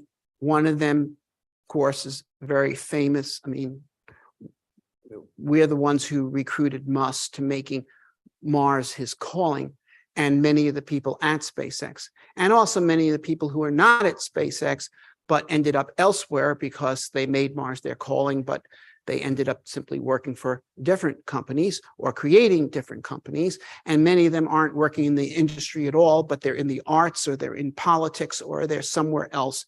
And and all these sorts of people are going to be necessary to make this thing happen. Okay, because once again, okay, it could be a minor bureaucrat in the FAA that ultimately decides whether the Starship's going to be allowed to fly, and it's going to be determined, perhaps, based on how sympathetic he or she is to the whole general idea. Okay, whether they think this is an important thing or not. And or it could be enterprises.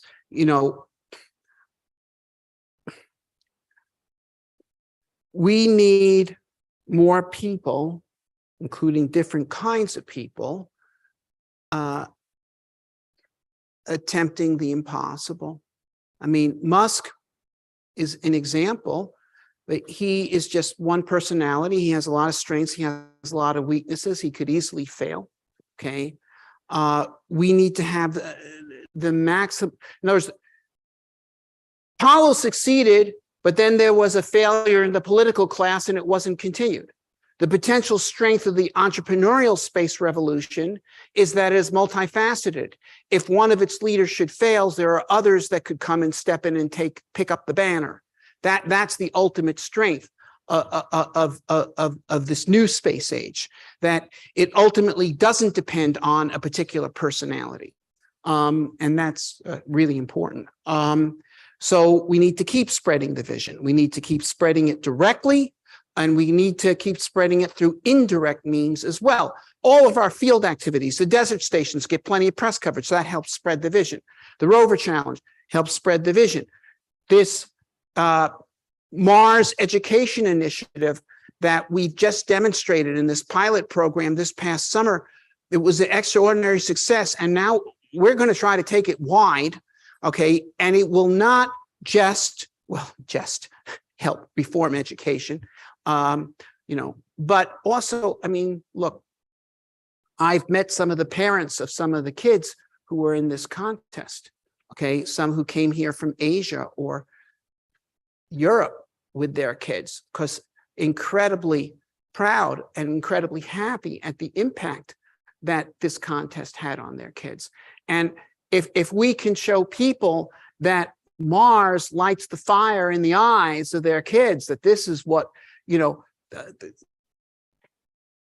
turns them on, that makes them alive, that brings out their potential, you've got those parents, you've got their support, okay? They will understand, okay, why it is that a society needs to take on this challenge, okay, to inspire millions of young people to want to become scientists or engineers so they can become part of it. And some of them will become part of it, and others will go and find medical cures and inventions or do whatever it is that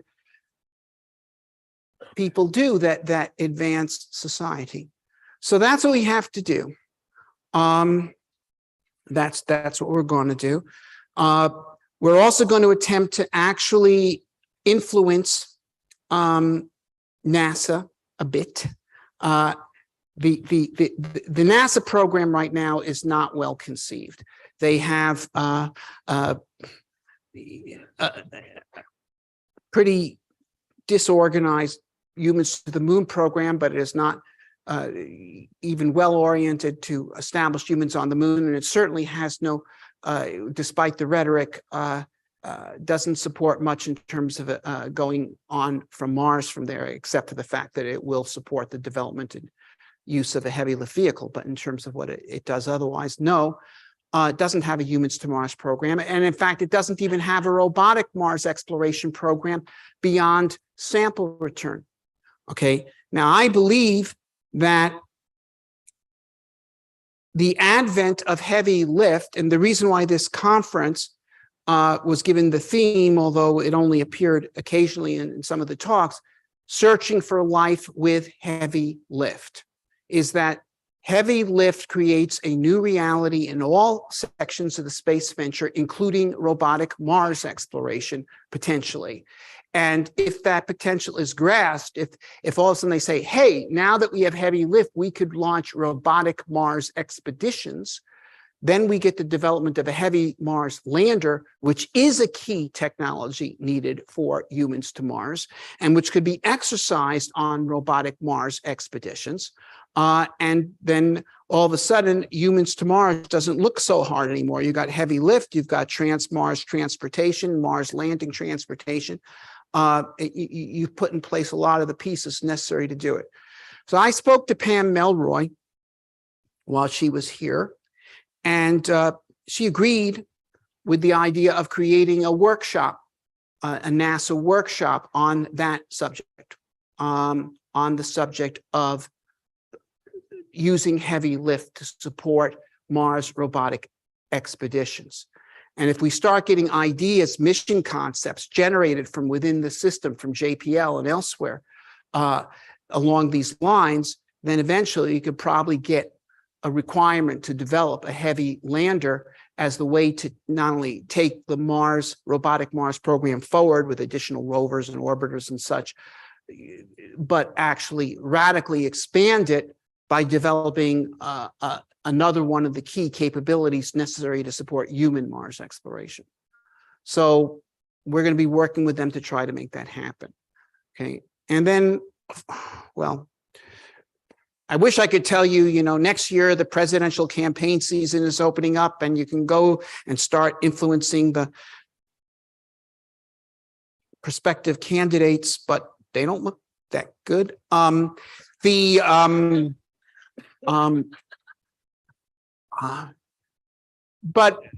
if we can't influence candidates, we can influence the intellectual environment around them, and the one in the nation.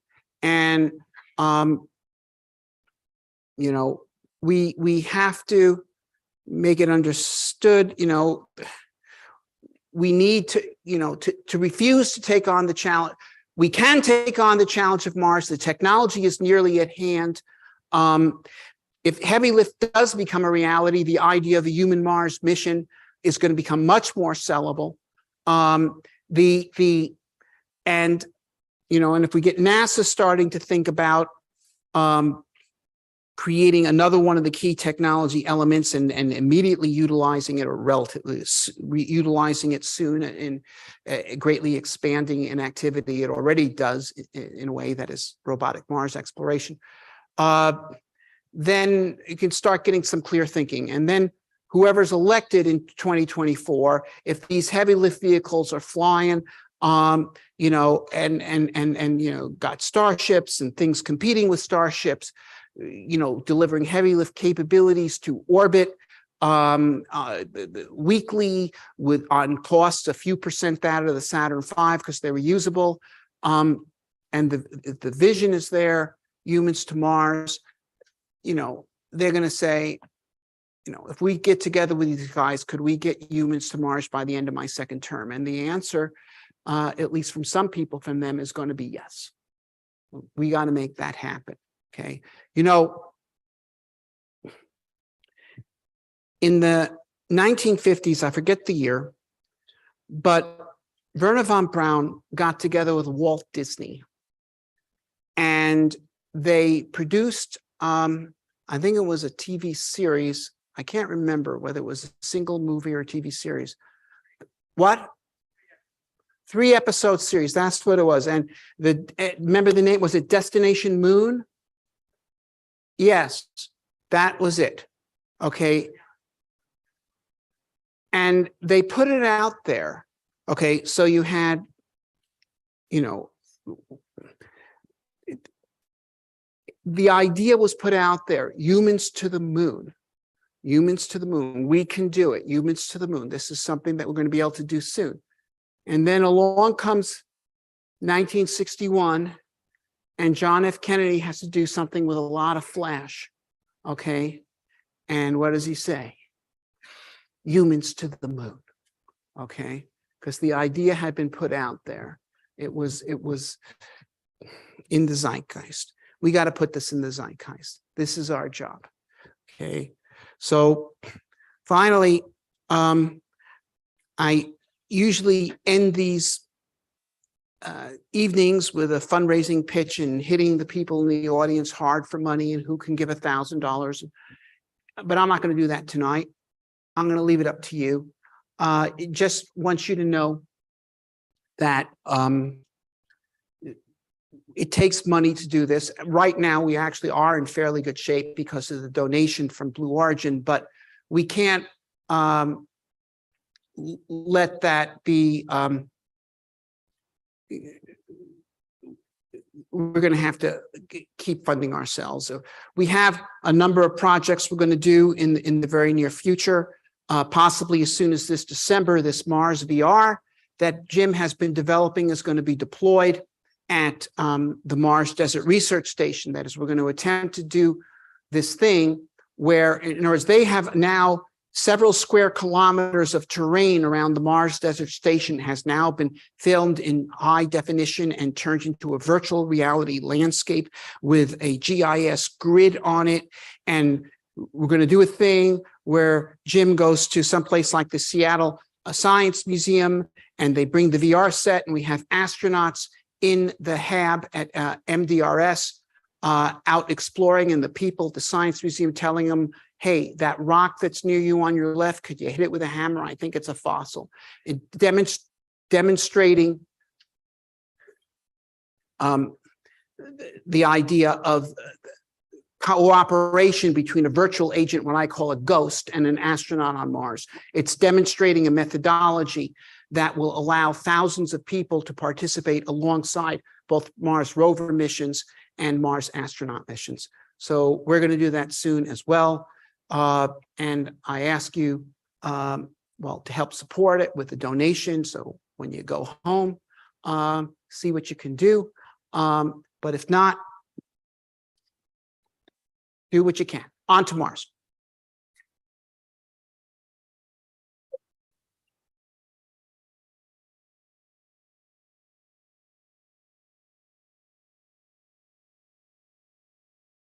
Okay, so do you have anything to announce? Do you have anything to announce? All right, then let's end the dinner. Thank you. Okay. Thank you. Thank you very much, everyone. We'll see you tomorrow morning for the final set of plenaries, and have a good night. Thank you all.